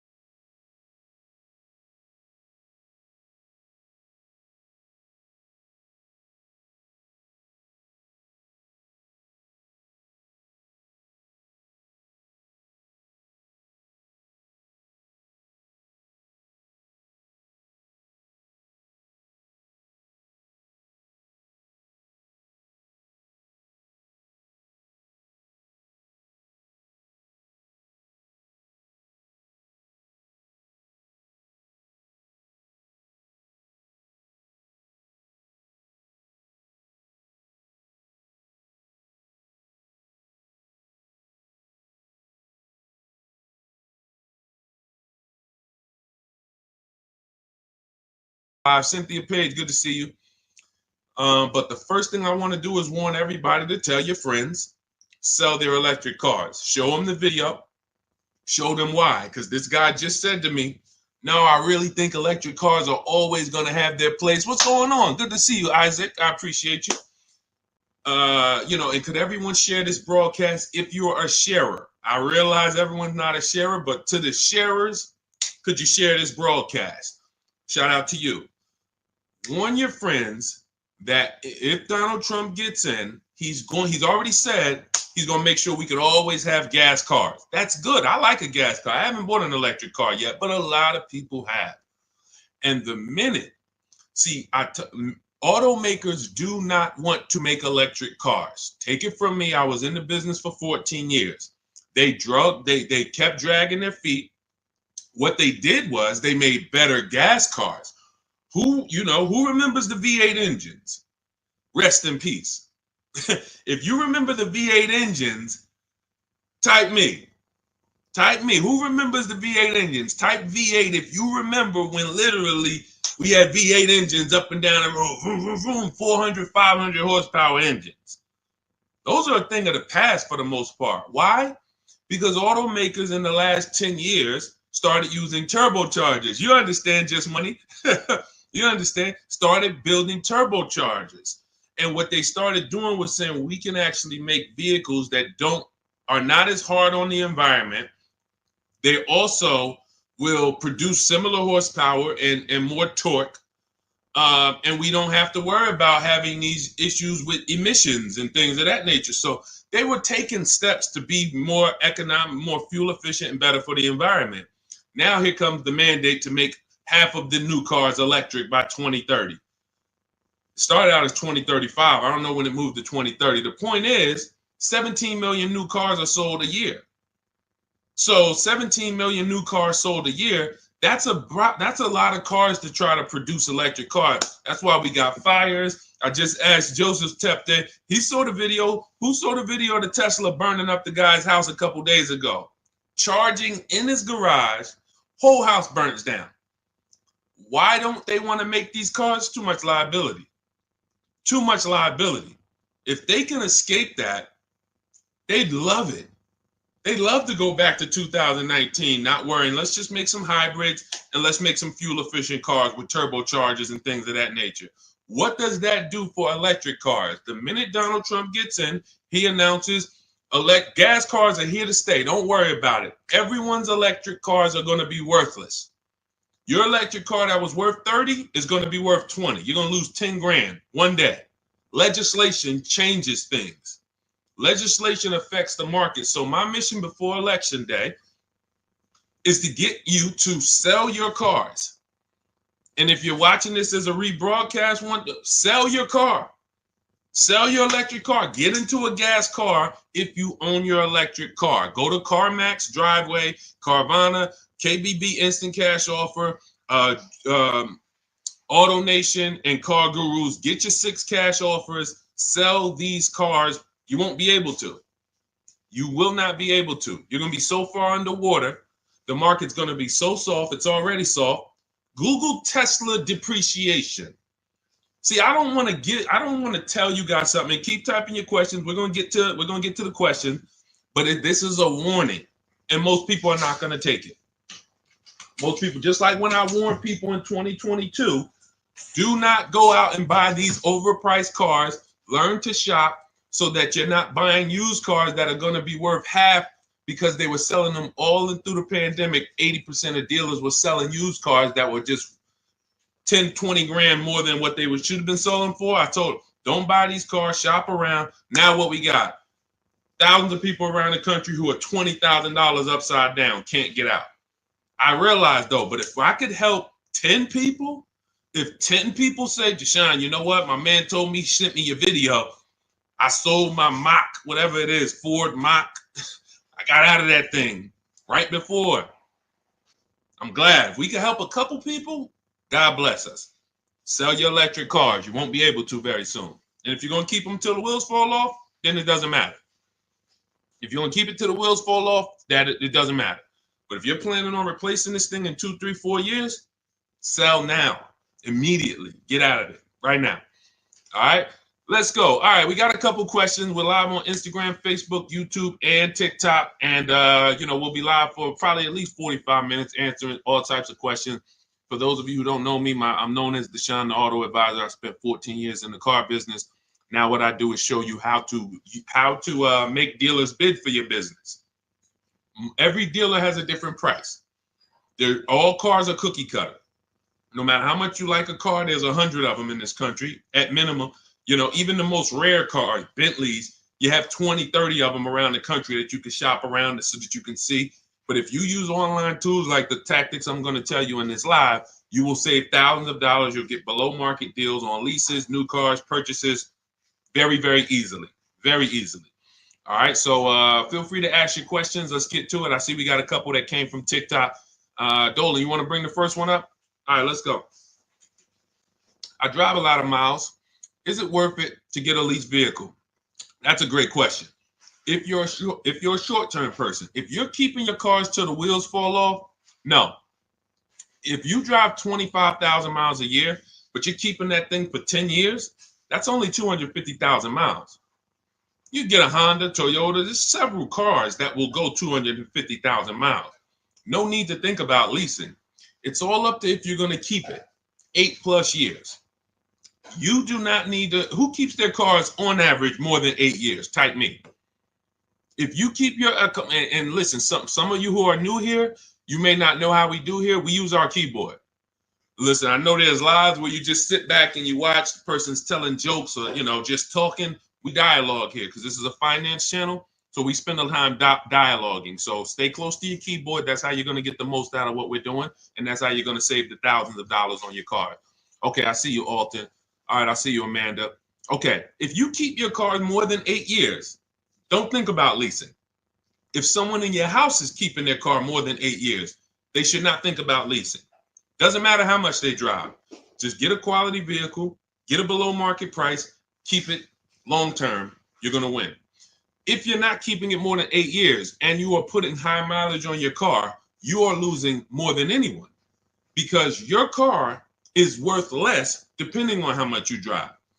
Let's just say you got a car that's worth $30,000 today. You drive average miles. Average miles. What's the car worth in a year? Throw some numbers out, y'all. Throw some numbers out. $30,000 car. You drive at average miles. What is it worth in a year?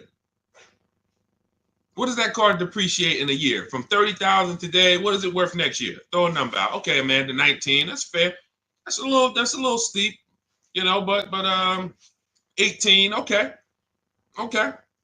Somebody said 10,000. Man, what kind of car you buy? Listen, that's how electric cars are about to depreciate.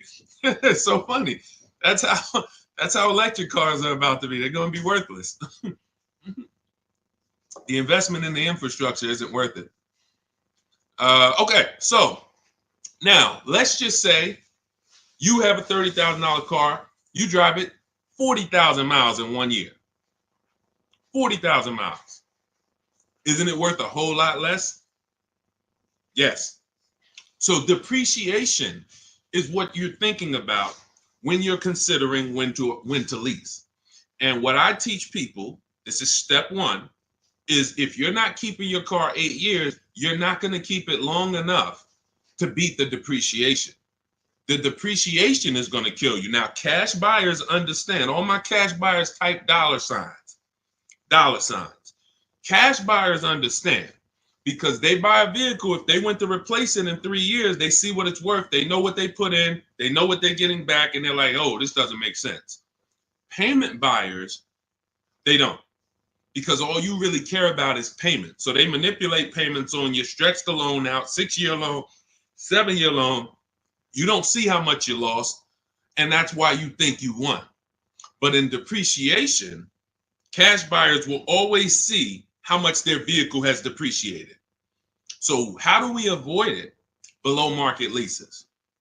In the short term, if you are not keeping your car long enough to let the depreciation cool off, then you should be shopping for a below market lease. Now, let me show you what a below market lease looks like because you may have never seen one. I'm sure you've seen lease commercials, 3,000 down, 4,000 down, plus tax, all of this. But this is what a below market lease looks like. You take, let me do an average vehicle. Let's take Raphael. This is a Jeep Grand Cherokee. Pretty popular vehicle, common vehicle. 45,000, let's call it a $46,000 vehicle. She got it for $549 a month. 1.19% of the MSRP, no money down. She gave him her first month's payment. She drove out of there. That's a below market lease. Let me show you another one. Look, India. She got a new Hyundai Sonata Elantra. 2024 Hyundai Elantra Limited. 36 months, $365 a month, no money down. That's a below market lease. So the key, there's 3 prices, whether you buy or lease. There's 3 prices you can pay. Market value, that's for negotiators. They're going to feel for the bottom. They're going to try to get to the bottom, but they won't ever know the bottom. So they're going to pay market value. Above market value is for people who just can't negotiate at all. You just kind of close your eyes and can't wait to get it over with. And then below market value. Now, how do we get below market leases and purchases? Competition. Very simple. Competition. Putting dealers against each other, buying cars like we buy TVs on Amazon, multiple offers, multiple options while we sit at home and let people bid and compete for us.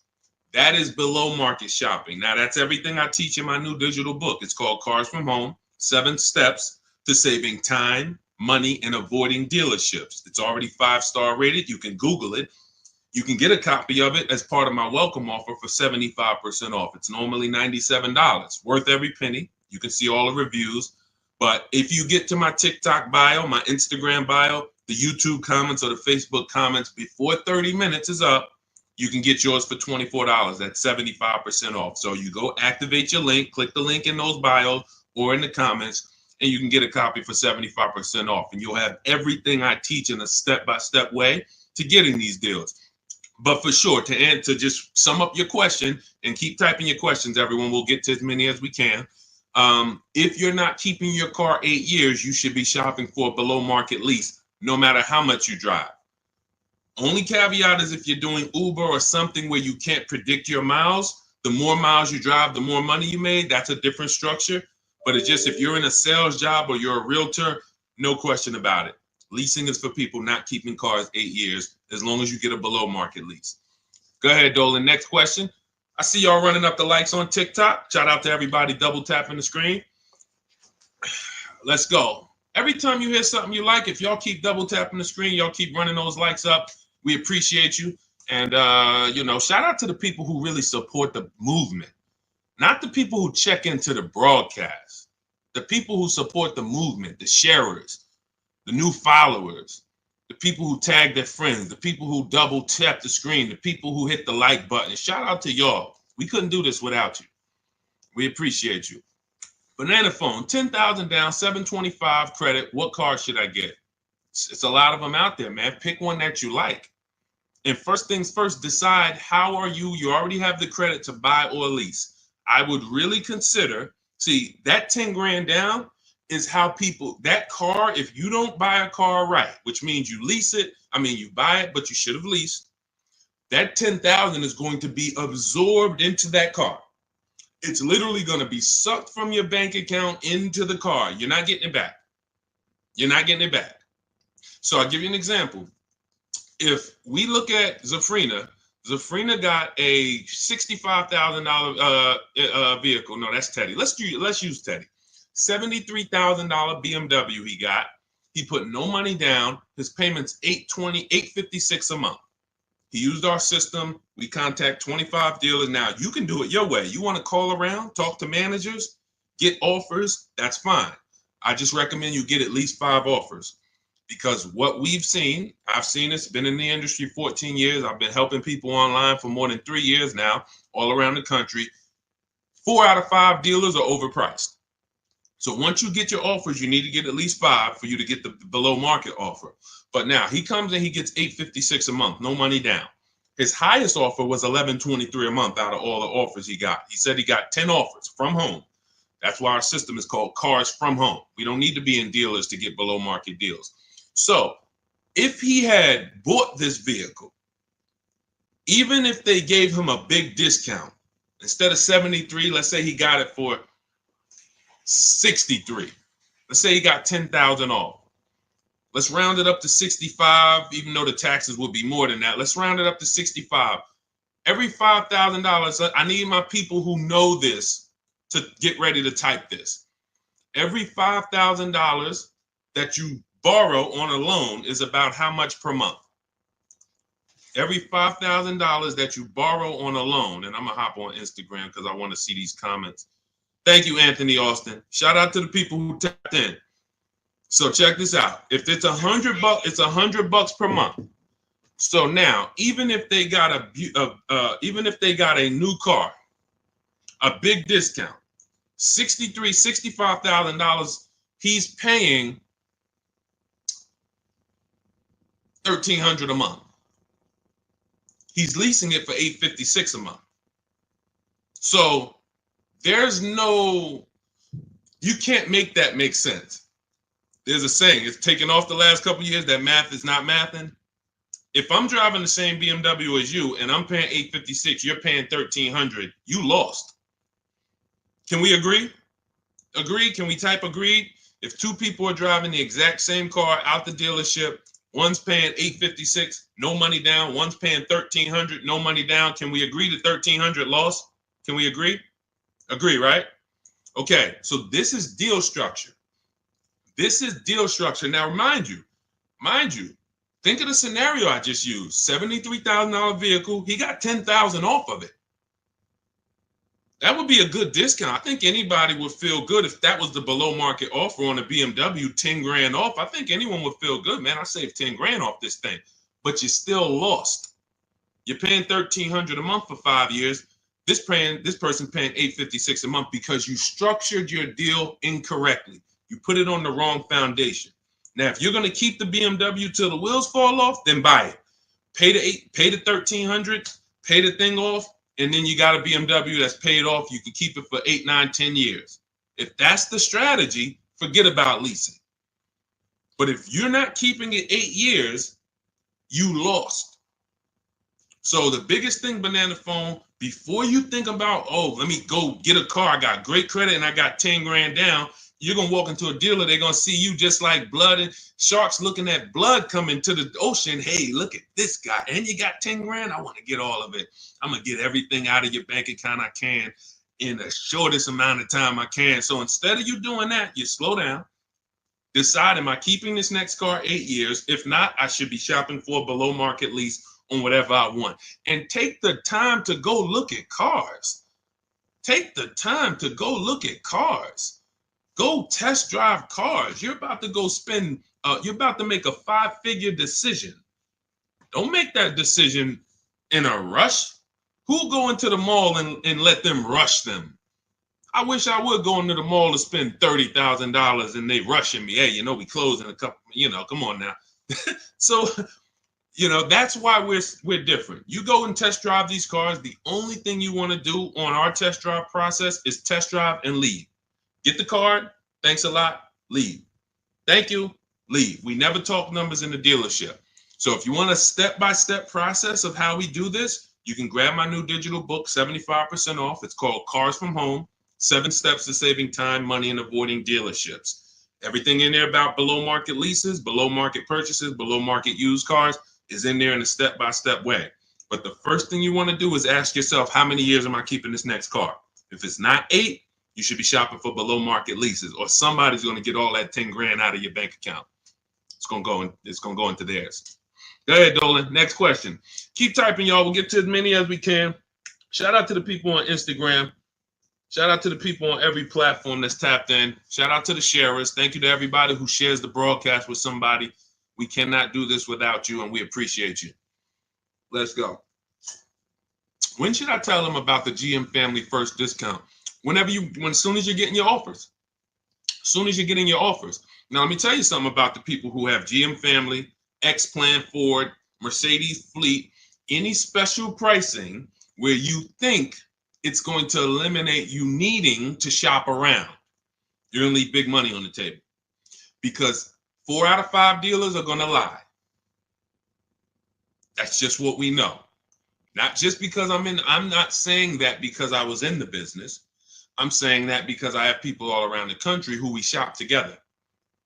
So we have real-time data to show 4 out of 5 dealers on average is going to lie. They're not going to give you the GM price.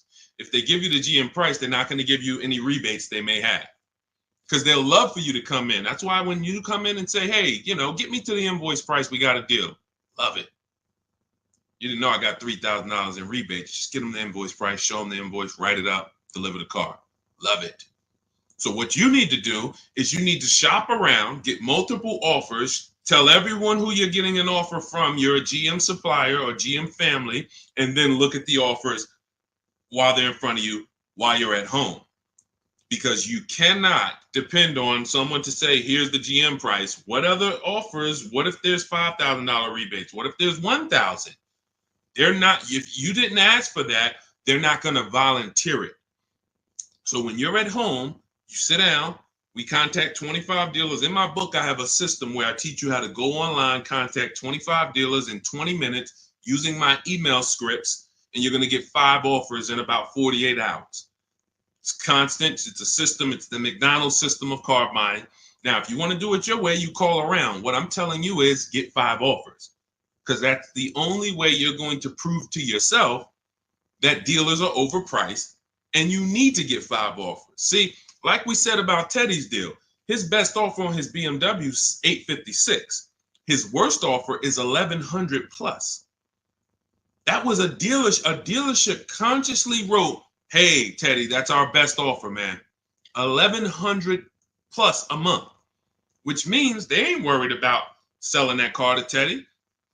Somebody else walks into the dealership and wants that BMW, they're going to sell it to them for $1,100. They'd rather not sell it to Teddy because they know someone's going to pay us $1,100 for this BMW. Unfortunately, some person who doesn't know what they're doing, they'll call them a sucker. Some sucker's going to come in here and pay this. This is our price. We don't care if Teddy doesn't want to take it. No problem. Someone else is going to pay it. So this is why we must shop around, because you don't know if you're dealing with what we call an 80% dealer, which are overpriced no matter how much you negotiate, or are you dealing with a 20% dealer? The only way we know that is by looking at all their offers, getting at least 5, and then picking the below market offer. Okay? All of this is in my digital book if you want the blueprint. It's called Cars from Home. You can Google it. 7 steps of saving time, money, and avoiding dealerships. It's already 5-star rated. Thank you to everyone who's reviewed it. And as part of my welcome offer, you can get yours for 75% off. In my TikTok bio, click that link, the Instagram bio, the YouTube comments, or the Facebook comments, and you'll have it in your inbox in about 2-3 minutes. You'll have a permanent blueprint for how to get these below market deals from home. You won't be spending more than 20-30 minutes in a car dealership. And we never talk numbers in a dealership, ever, ever. Never talk numbers. You need to have a deal by the time you get to the dealership. If you're talking numbers, trying to get a deal in the dealership, that's never what we teach. We never do it. You have no leverage there. The car dealer has all the leverage, and you're emotional. No matter how much you try not to be emotional, the car is next to you, it's outside, you're emotional, and that's all going to work against you. Go ahead, Dolan. Keep typing your questions, y'all. We'll get to as many as we can. What is a below market lease? 3 prices. Above market value, below market value, market value. What are average people paying? That's not a deal. If you walked into anything, anywhere, and you paid what most people pay or the average price paid, it's not a deal. It's average. Now, if somehow you don't know what you're doing and you're able to get hit with an offer that is above market value, whether it be, they're charging fake fees, or whether it be they're charging a market premium, or whether it be most people get a $5,000 discount, you got no discount, you paid above market value. But below market value is you see all the prices, you see the above market prices, you see the market value prices, you see the below market value prices, and then you pick the below market value. On a used car, there's a range. If I'm looking for a 2019 Honda Accord, there's a $5,000 to $7,000 range people are paying for this vehicle. Same car, similar miles. There's a $5,000 to $7,000 difference. And what we do with used cars is we actually get the brand new price, and that's what really helps us to get the below market value. I was shopping for a used Infiniti. I bought an Infiniti truck almost 2 years ago. 4 white ones I was looking at. They were all about 30 to 32,000. All 4 of them looked similar miles. But I pulled the new vehicle. I found out what each one of them was brand new. That made all the difference. That's in our process. Once I found out what they were brand new, I found out one was 46, one was 48, one was 52, and the one I ended up getting was 54,500 special edition. Cameras all around, all types of stuff in it that the other ones didn't have, but they were asking a similar price, below market. So for that, there's steps to get below market pricing. Below market doesn't happen because you want it to happen.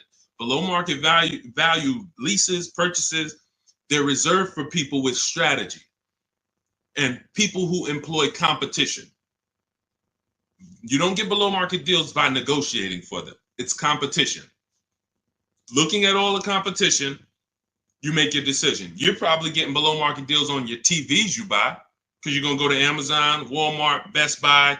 You're not going to, but don't you see, whenever we buy these TVs online, don't we see higher priced TVs? Right? Right?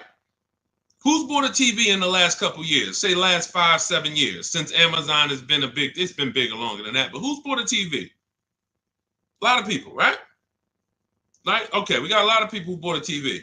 When you got your price, didn't you see other TVs that were $200, $300, $400, $500 more? Someone's buying them. Someone's buying them. You go into Walmart, you see TVs that are lined up that are a whole lot more. Man, these TVs overpriced. Someone's buying them. So that, especially with cars though. And that's why you have to prove to yourself what below market deals is by shopping the market. And, we feel we have the best system to do that because we've helped more people do it than anyone.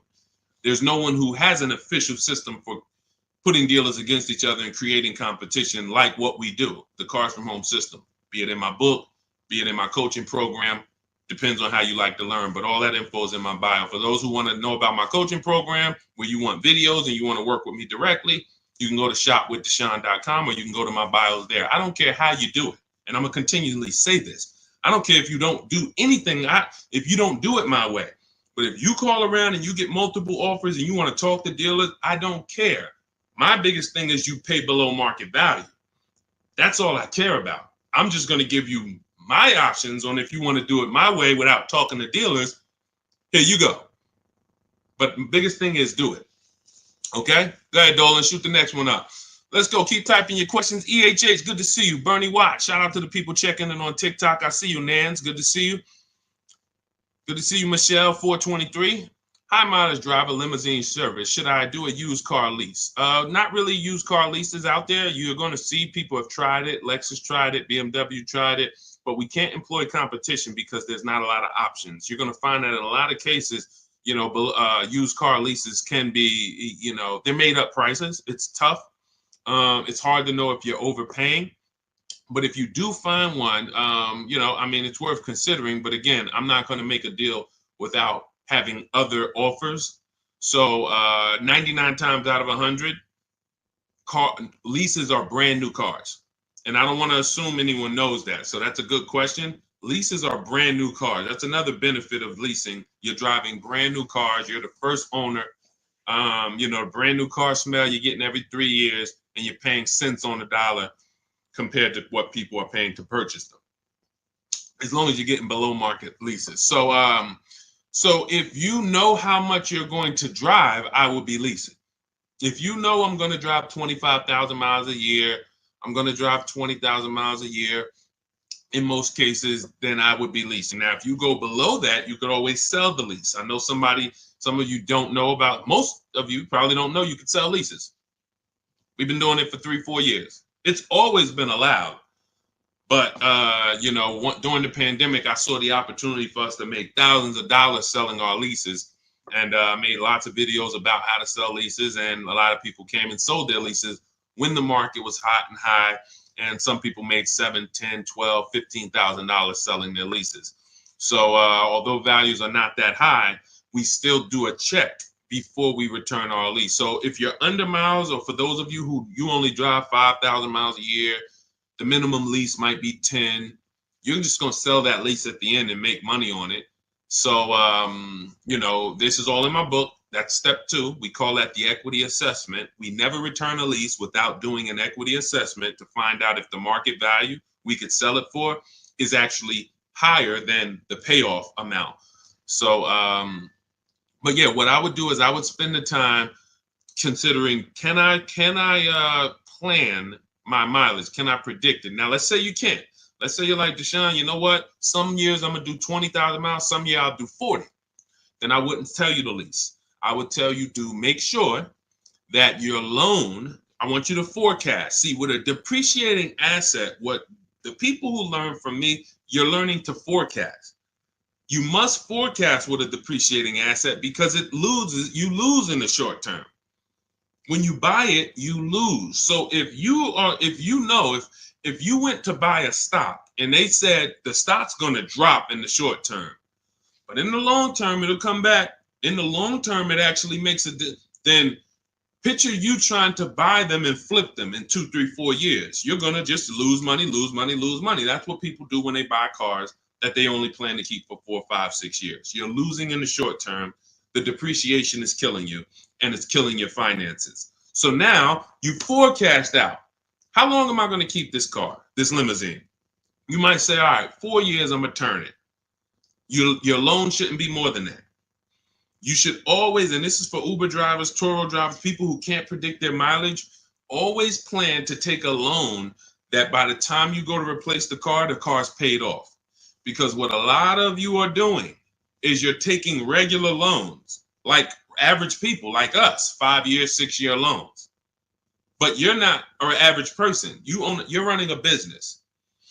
When you take a 6-year loan as an Uber driver and you look up in 3 years and you have 120,000 miles on your car, now you're like, okay, I think I want to replace this next year. I'm going to get me a new one. Now you're going to have 150,000 miles. Problem is your loan is still $10, $12, $15,000 that you're going to owe. So you pushed your losses to the back. You looked at the monthly payment. If you'd have just took a 2-year shorter loan, 4-year loan instead, yeah, but the payment's going to be $700 instead of $500. Okay, $200 more a month, but 4 years, you have no negative equity. Not only do you not have negative equity, you got an asset that you could probably sell for $5,000, $6,000. Instead of, oh man, all right, yeah, my payment was $200 a month less, but then when I go to replace the car, I got 15,000 negative equity. So you're jumping over dollars to keep the pennies. That's what you're doing. So your loan should match the time where you're going to replace your inventory. Okay? Good rule of thumb. Go ahead, Dolan. Next question. Carla, thank you for sharing. I see you. Shout out to the sharers. Shout out to everybody running the likes up on TikTok. Appreciate y'all. It's just good. I just want to show my appreciation to the people who help move this broadcast forward and help us spread this message. We can't do it without you. That's all I want to just say. Go ahead. Matthew Williams, when buying a vehicle, is your credit score taking a hit? And how often are they checking your credit? So we teach something called the bank bidding war. In my book, when you get my book, you get the bank bidding war blueprint because I haven't added it to my book yet. I see you, Pool73 on Instagram. We got you. Make sure you pull Pool's question in. Dolan, shout out to the people on Instagram. When buying a vehicle, is your credit score taking a hit, and how often are they checking your credit? We use something called the bank bidding war. The credit bureaus allow you to actually have multiple banks and credit unions access your credit with a hard pull within a small window of time.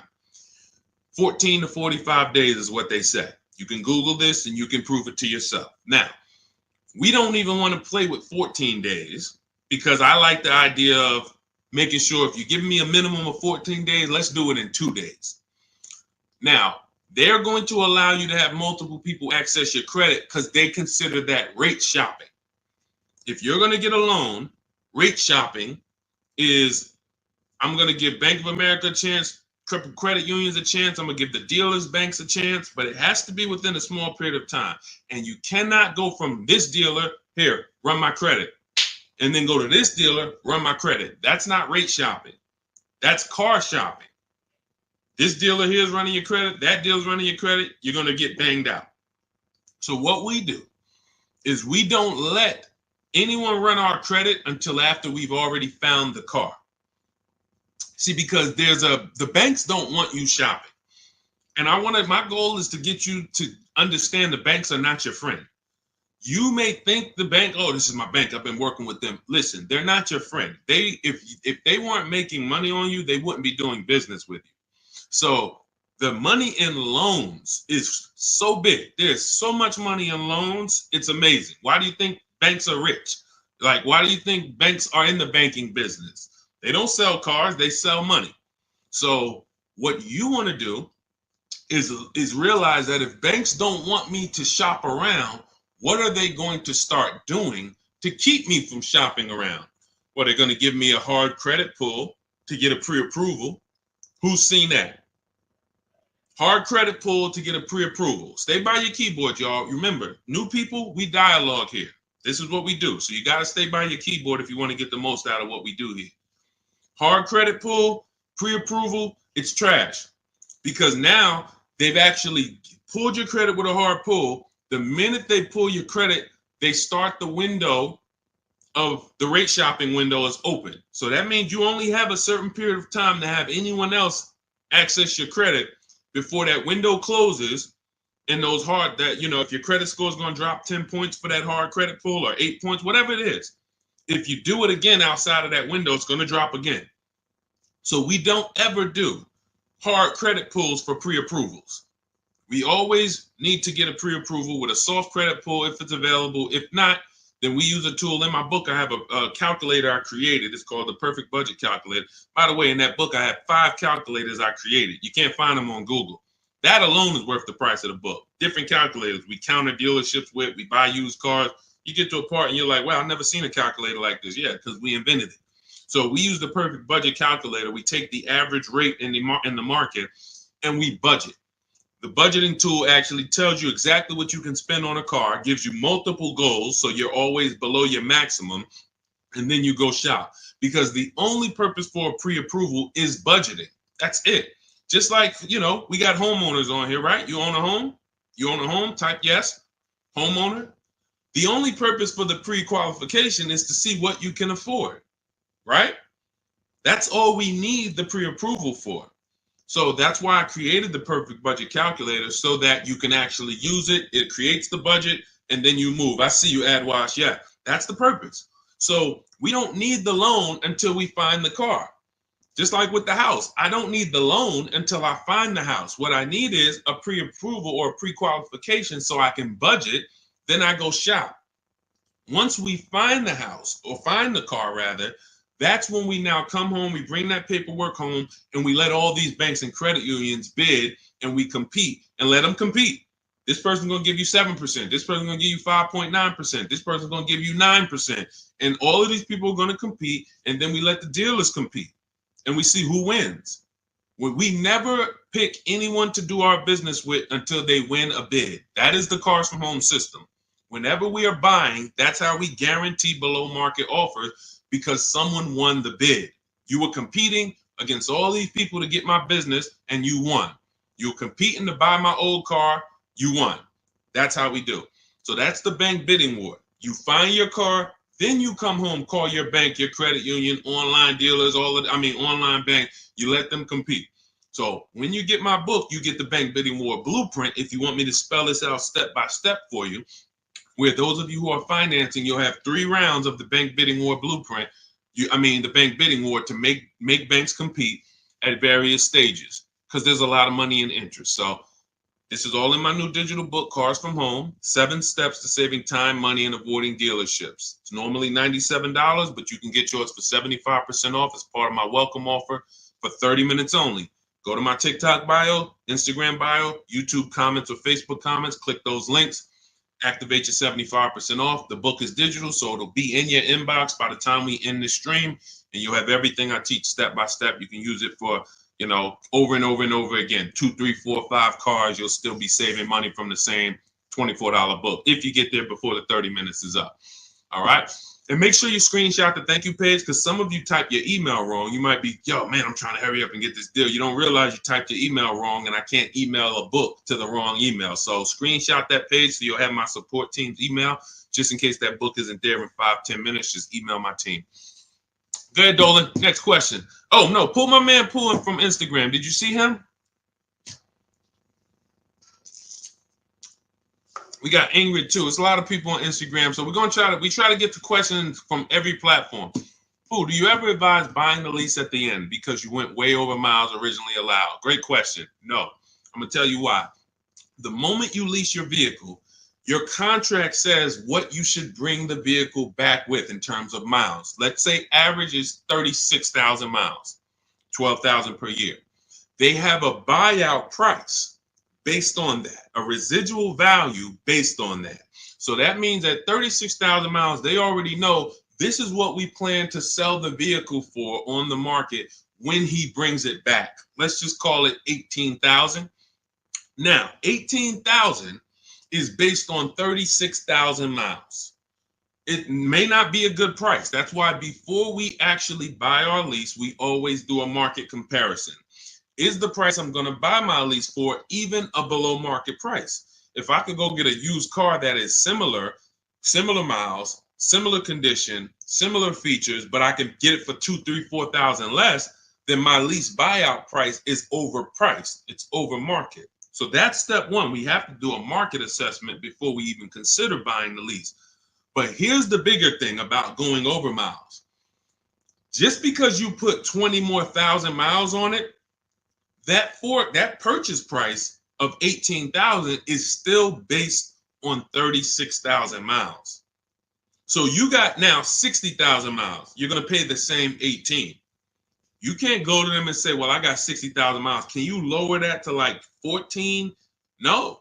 So you're taking what in most cases is an already overpriced offer, and you actually are buying it on a worse offer because the mileage you're on, if you looked at, again, taking it back to the market comparison that I explained 2 minutes ago, if you looked at what are vehicles like this with the mileage I have selling for, I put 60,000 miles on it.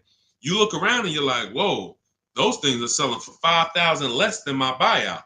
That means the moment you buy that car at the buyout price that's on that contract, you literally lost $5,000 right there because you overpaid for it. So the solution is take the penalty. It was your fault. Now, what do I mean it was your fault? You choose your lease mileage. It's not selected for you. If you need 12, you choose 12. If you need 15,000 miles a year, you need 15,000. You take somebody like Jen. Jen's up on the screen right now. She got her Honda CR-V hybrid. $512 a month. She got a below market lease on this. This is one of the most popular hybrid vehicles in the market. $512 a month, no money down. She adjusted it from 12,000 miles a year to 18,000 miles a year. So she's paying $563 a month, $50 more, but she gets to drive as much as she needs to. She's driving 18,000 miles a year for $50 more per month. So a lot of people who you'll hear talk about their lease experience and tell you don't lease, they took the 512.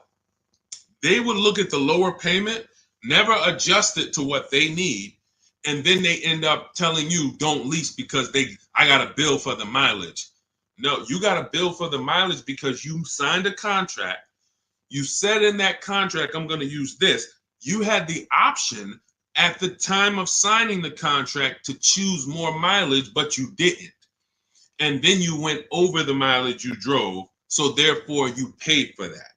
So I would always take the penalty.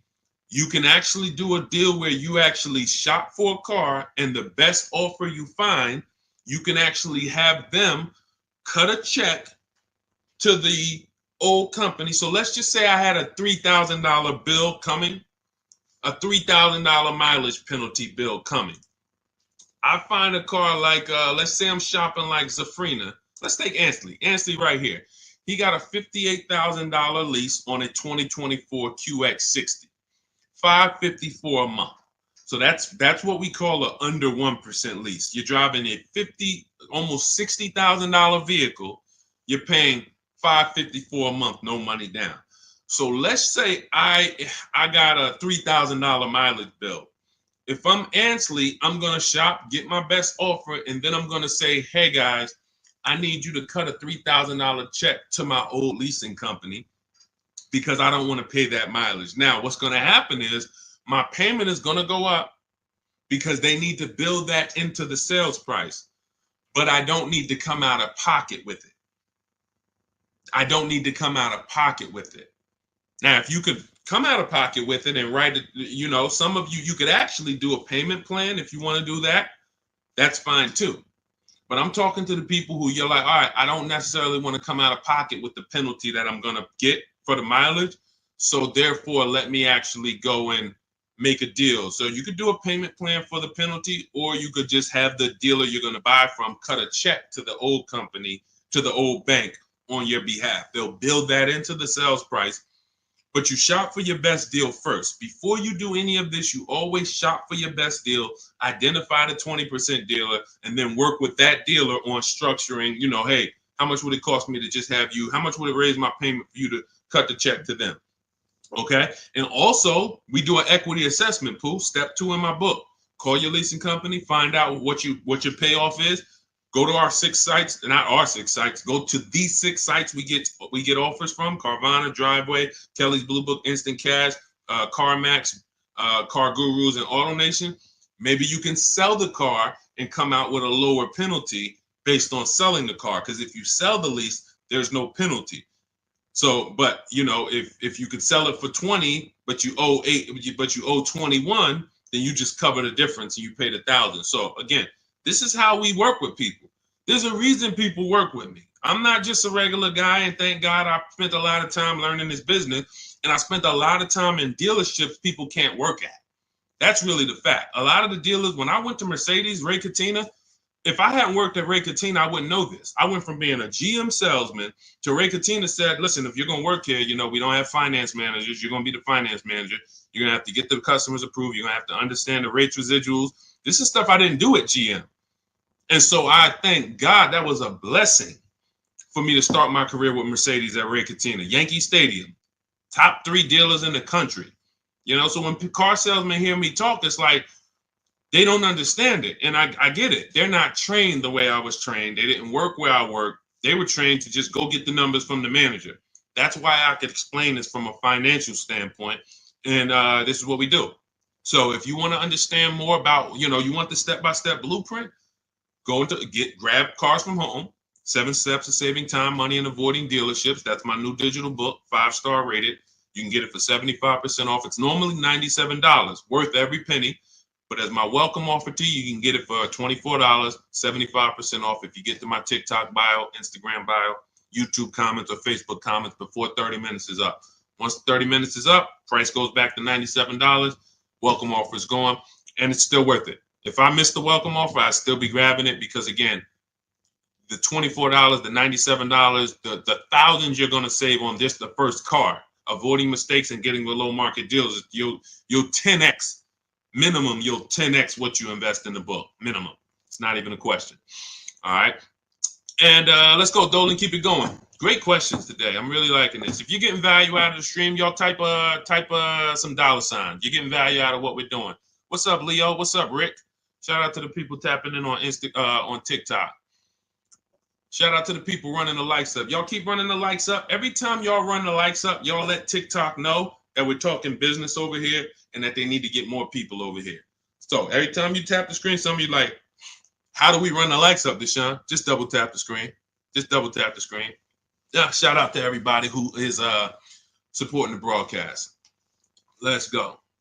Go ahead. All right, and you know what? And I usually give, look, and here's the thing. I'm going to tell y'all this, and I just thought of this. I'm going to give and prioritize answering questions from the platforms that are the most engaged. Because I see we got people on every platform, YouTube, Facebook, Instagram, TikTok. People not engaged and they not, look, I see a lot of people on Instagram commenting, liking, sharing. I see a lot of people here. Dolan, when we see the question, when we see people engaged, because people be sitting back on the, you know, playing video games and got us on the same time.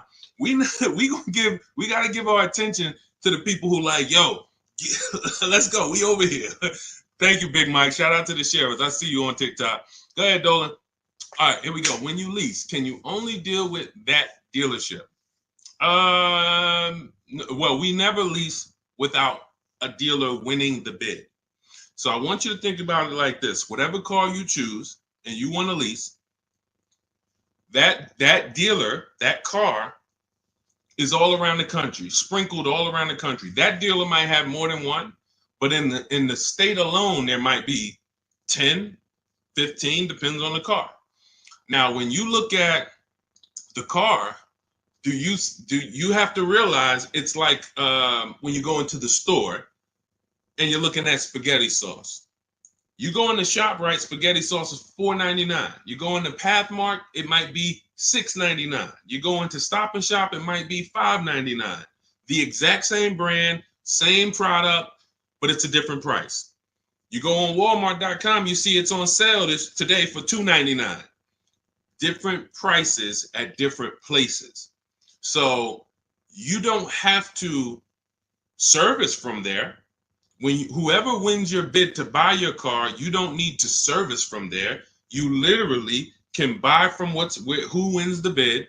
You service from where it's the most convenient.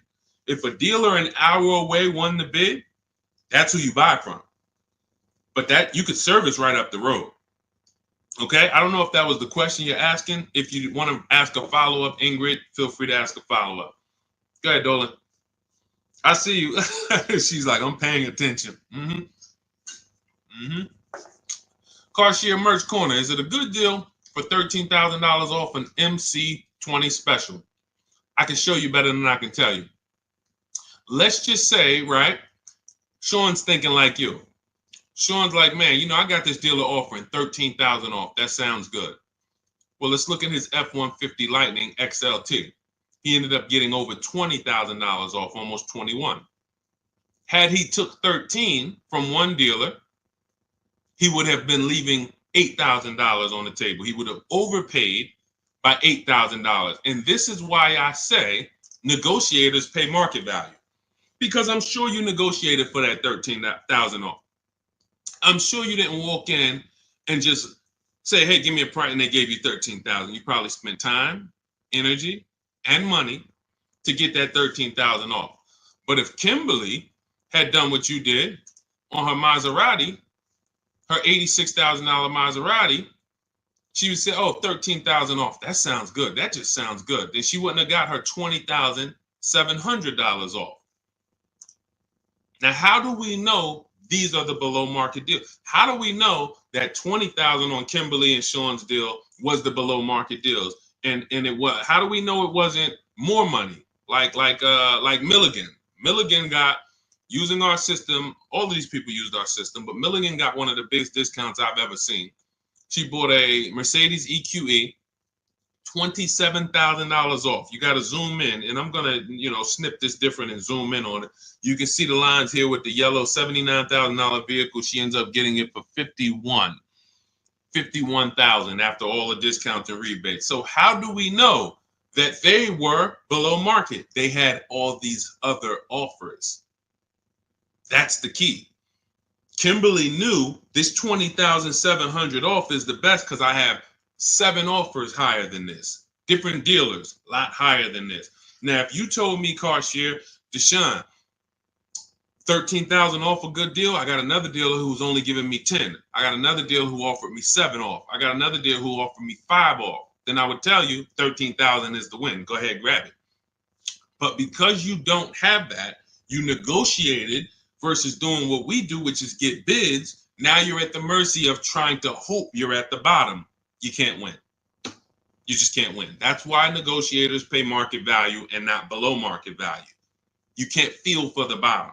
You can only assess the market, multiple offers, get to the bottom, 5 to 7 offers, pick the best one while you relax at home. It's just it. It's just it. Oh, great question. Common question that a negotiator asks. Man, I talked them down this much, Deshone. This got to be good, right? What do you have to compare it to? Nothing. Okay? Get more offers. You could do it your way, call around. You could do it my way. Email, scripts, all in my book. It's up to you. Go ahead, Dolan.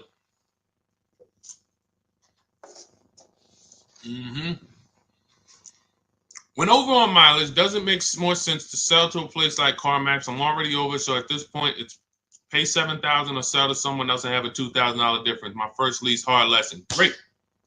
See, I want to read this question again because see, I'm proud of you for even asking this question and coming at this the way you're coming at it, because that's what you do. When over on mileage, doesn't it make sense to sell to a place like CarMax? I'm already over miles at this point. It's pay $7,000. So if I return the lease now, I got a 7,000 mileage bill coming to me, or sell to someone else and pay the difference. In my book, I teach you how, when you have these types of penalties, or in this case, or in other people's cases, negative equity, you want to sell and pay the difference, because that's going to lead to the lowest amount coming out of pocket. So yeah, if you drop off your lease and they bill you $7,000, but you could have just sold it to CarMax and paid the $2,000 difference, way better way to go. And then, next time, let me get the mileage I need so that I don't have to deal with this again. But for getting out of it, 100%. All day long, I would sell to the highest bidder. That's going to give us the lowest amount of penalty, and then pay the difference and then do a fresh deal. That's it. Way to go. Way to go. That's called See, it's times where I was in Mercedes, right? And I had to sit down with a client and tell him, there's no way for you to escape the bullet. You're going to bite a bullet because the damage is done. The decision was made. Now what we're doing is trying to see what option allows us to have the least out of pocket, the lowest, the smallest bullet to bite. We got to bite a bullet. But $7,000 coming as a bill, that's a big bullet. $7,000 bill that you owe, big bullet. $2,000 to CarMax coming out your bank account, $2,000, small bullet. So the key with these situations is seeing what's the smallest bullet and knowing all the options so that you don't just say, well, I'm over. See, because watch this. Some people would buy that car. And what they would do is they would buy that car, pay, I mentioned this probably about 10 minutes ago, pay the normal buyout price, but except they over miles by, probably 40,000 miles. So a car that should have been 12,000, they buy it for 20, and now they're invested in that car. Financing those losses is horrible. That's a huge bullet. So there's all types of bullets, and what you need to know, and you already know this, but what anyone outside of you needs to understand is, when I got myself in these situations, I need to know every single option for getting out of it. Because if I could have paid $2,000, but I paid $7,000, or I paid $8,000 and financed it, that's just ignorance. That doesn't mean I'm stupid. There's a difference between being stupid and ignorant. Ignorant means I just didn't know. I was not aware, and it cost me. Now, Dave Ramsey calls it a stupid tax. I don't call it stupid. I call it you just didn't know. That's ignorance. That's why I make it my business to tell you all the options. In my book, I lay out all the options. And if you choose the wrong one or do the wrong thing, having all the information, now that's no longer ignorance. So great question. Great question. Go ahead, Dolan. Keep typing your questions. I see you, Shake Wash. Thank you. And it's Mercedes to my husband. Yep. I just said, you do private consultation. Shake Wash. We don't do private consultations. We have two things we do now. We have a do-it-yourself program. That's my book. This is great for do-it-yourself people who, Deshone, give me the blueprint. Give me all the steps. I will follow them to get the result. We have a done with you program where we work with people directly. And it's a different learning style. So instead of the books, we have videos and we have, I'm supporting people. That's a different learning style. You want to find out about that, you can go to my TikTok bio, Instagram bio, or Dolan will post a link, Shop with Deshone, in the comments on YouTube and Facebook. So it's all up to you. In the future, we're working on it right now. We tested it twice. We will launch a done for you program. That's coming. And the way we do it, we shop the entire market. We report the market to you, and then we choose the below market deal. Same thing I'm teaching you to do. So it's all up to, again, who the person is. But our mission was to be the most valuable company to the car buyer. So what we do is we take any style, and our mission is to put solutions out there so that anyone can get to, what they need to get to. So no one has an excuse. If Cars From Home is offering every single way, from an inexpensive way, do it yourself, to a little more of an investment, but it's supported because I don't care, because I know I'm going to save money, and the people around me know working with me, you're saving money. It's not even a question. That's what I'm known for. Before I came to the internet in New Jersey, my friends and family was calling me, listen, I need a car. Listen, they knew, call Deshone, call Deshone, call Deshone. Once I came to the internet, it's like, yo, I don't do that no more, family. Like, I love you, but I'm teaching people. I need thousands of people to know this information. So a couple friends and family said, all right, D, where do I go? What do I sign up for? All right, give me the book. So it's, so the mission is not changed. It's just now we have to help more people. So, but yeah, I mean, there's no one attached to me who knows me who would be like, yo, knowing Deshone hasn't saved me $10, $15, $20,000 just knowing him when it comes to this car stuff. That's what I hold myself accountable to. All right, go ahead, Dolan. Jason Simmons, should I pay for taxes up front on my lease or have it wrapped into the lease payment? I would always shop for a lease with no money down. We shop with only, this is the structure we use when we shop. First month's payment only, out of pocket. because with a lease, you pay at the beginning of the month. So when you see these people, India, when you see these people, Zafrina, Ansley, they all are, when they say no money down, they're paying their first month's payment and then they drive off. If we can get a deal, between 1%, and a lot of these deals are under 1%. Some of ththese people got 0.88%. Zafrina on her Jeep, she got a 0.88% lease, $65,000 vehicle. So what our goal is, under 1.5% is the best offer after, because the lease programs change. So sometimes it's super, very, very hot vehicles, and the lease programs don't have much support. So your best offer is going to be 1.4. You're going to see other vehicles 1.5, 1.6, 1.7. You're going to see other offers, that are a lot higher, but the best dealer might come in at 1.4. Okay, if you really like that vehicle, then I would take it. There's a lot of other vehicles that offer more value to lease, because as you can see, if there's, Charles got a Palisade, very, very hot vehicle. He got as a 1.25, I believe, 1.23, $48,000 vehicle, $597. That's a hot vehicle. Palisade has been hot. Kia Telluride has been hot. So to pay 1.4, 1.5, you have to really, really want that vehicle. But that's the cap. So if we find a vehicle, as long as it's under 1.5, it's good value. It's a deal. Lower the better. But down payment comes to affordability. That's all that matters when it comes to down payment. That's all. If you look and you say, all right, I shopped all my offers, I can see right. Let's just go back to Charles. Let's use Charles for an example on his Palisade. Let's say you're Charles. You use our system, you get all your offers, you see that your payment is $597 a month for this Palisade, $48,000, no money down. You might say, all right, I really want my payment to be, you already know this is a deal. It's already a deal. I could do no money down, but I want my payment to be really $500. All right, I'm gonna put money down and get it to $5. That's when you put money down. That's how you put money down. Money down is never buying your deal. And for too many of you, money down buys your deal, which is not a deal. You think, well, what's the payment if I put this down? You're not looking and basing it off of, man, I got a below market price. You're trying to buy your way into the deal. That's why when a car salesman talks to you, what's one of the first questions they ask you? When you look at a car, right? One of the first questions that they're going to ask you is what? Once you pick a car out, what are they going to ask you? Let's give everybody some time to type. What are they going to ask you?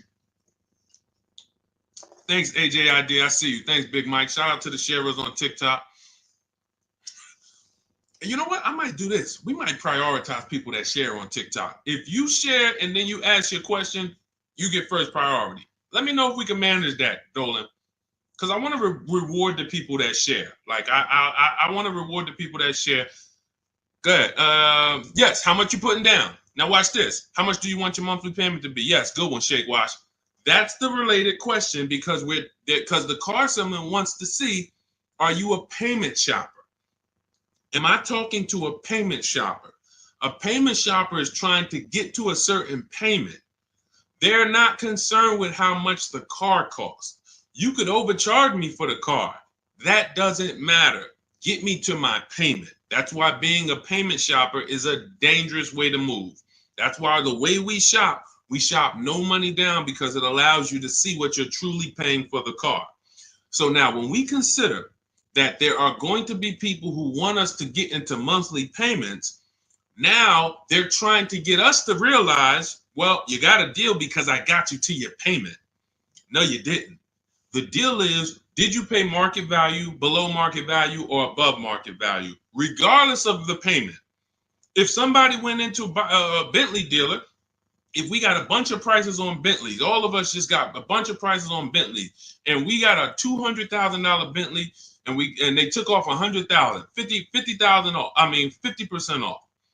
We'd all be looking like, wow, okay, out of all these offers, that deal, this is it right here. The payment's gonna be $3,000 a month. The payment has nothing to do with whether it's a deal or not. So when we look at putting money down, it is only for our affordability. The deal process of getting a deal has nothing to do with the process of monthly payment association. Nothing to do with it. We need to find the dealer who's going to sell us the car for the lowest amount of money. If I'm buying a pre-owned car out of a 100-mile radius, what dealer is going to sell me the best pre-owned car for the lowest price on the market? If I'm leasing a Honda Accord, what dealer is going to sell me the Honda Accord within a 100-mile radius for the lowest price? If I'm buying a brand new, Kia Telluride, what dealer within 100 miles is going to sell me the Kia Telluride at the lowest price? If I'm getting a loan, what bank or credit union within 100 miles of me is going to give me the lowest rate on the market? If I'm selling my car, not trading, I got this old car, I need to replace it. I'm not trading it into a dealer. What company that buys cars, pays cash, is going to pay me the highest amount for this old car? Y'all clear? This is bidding.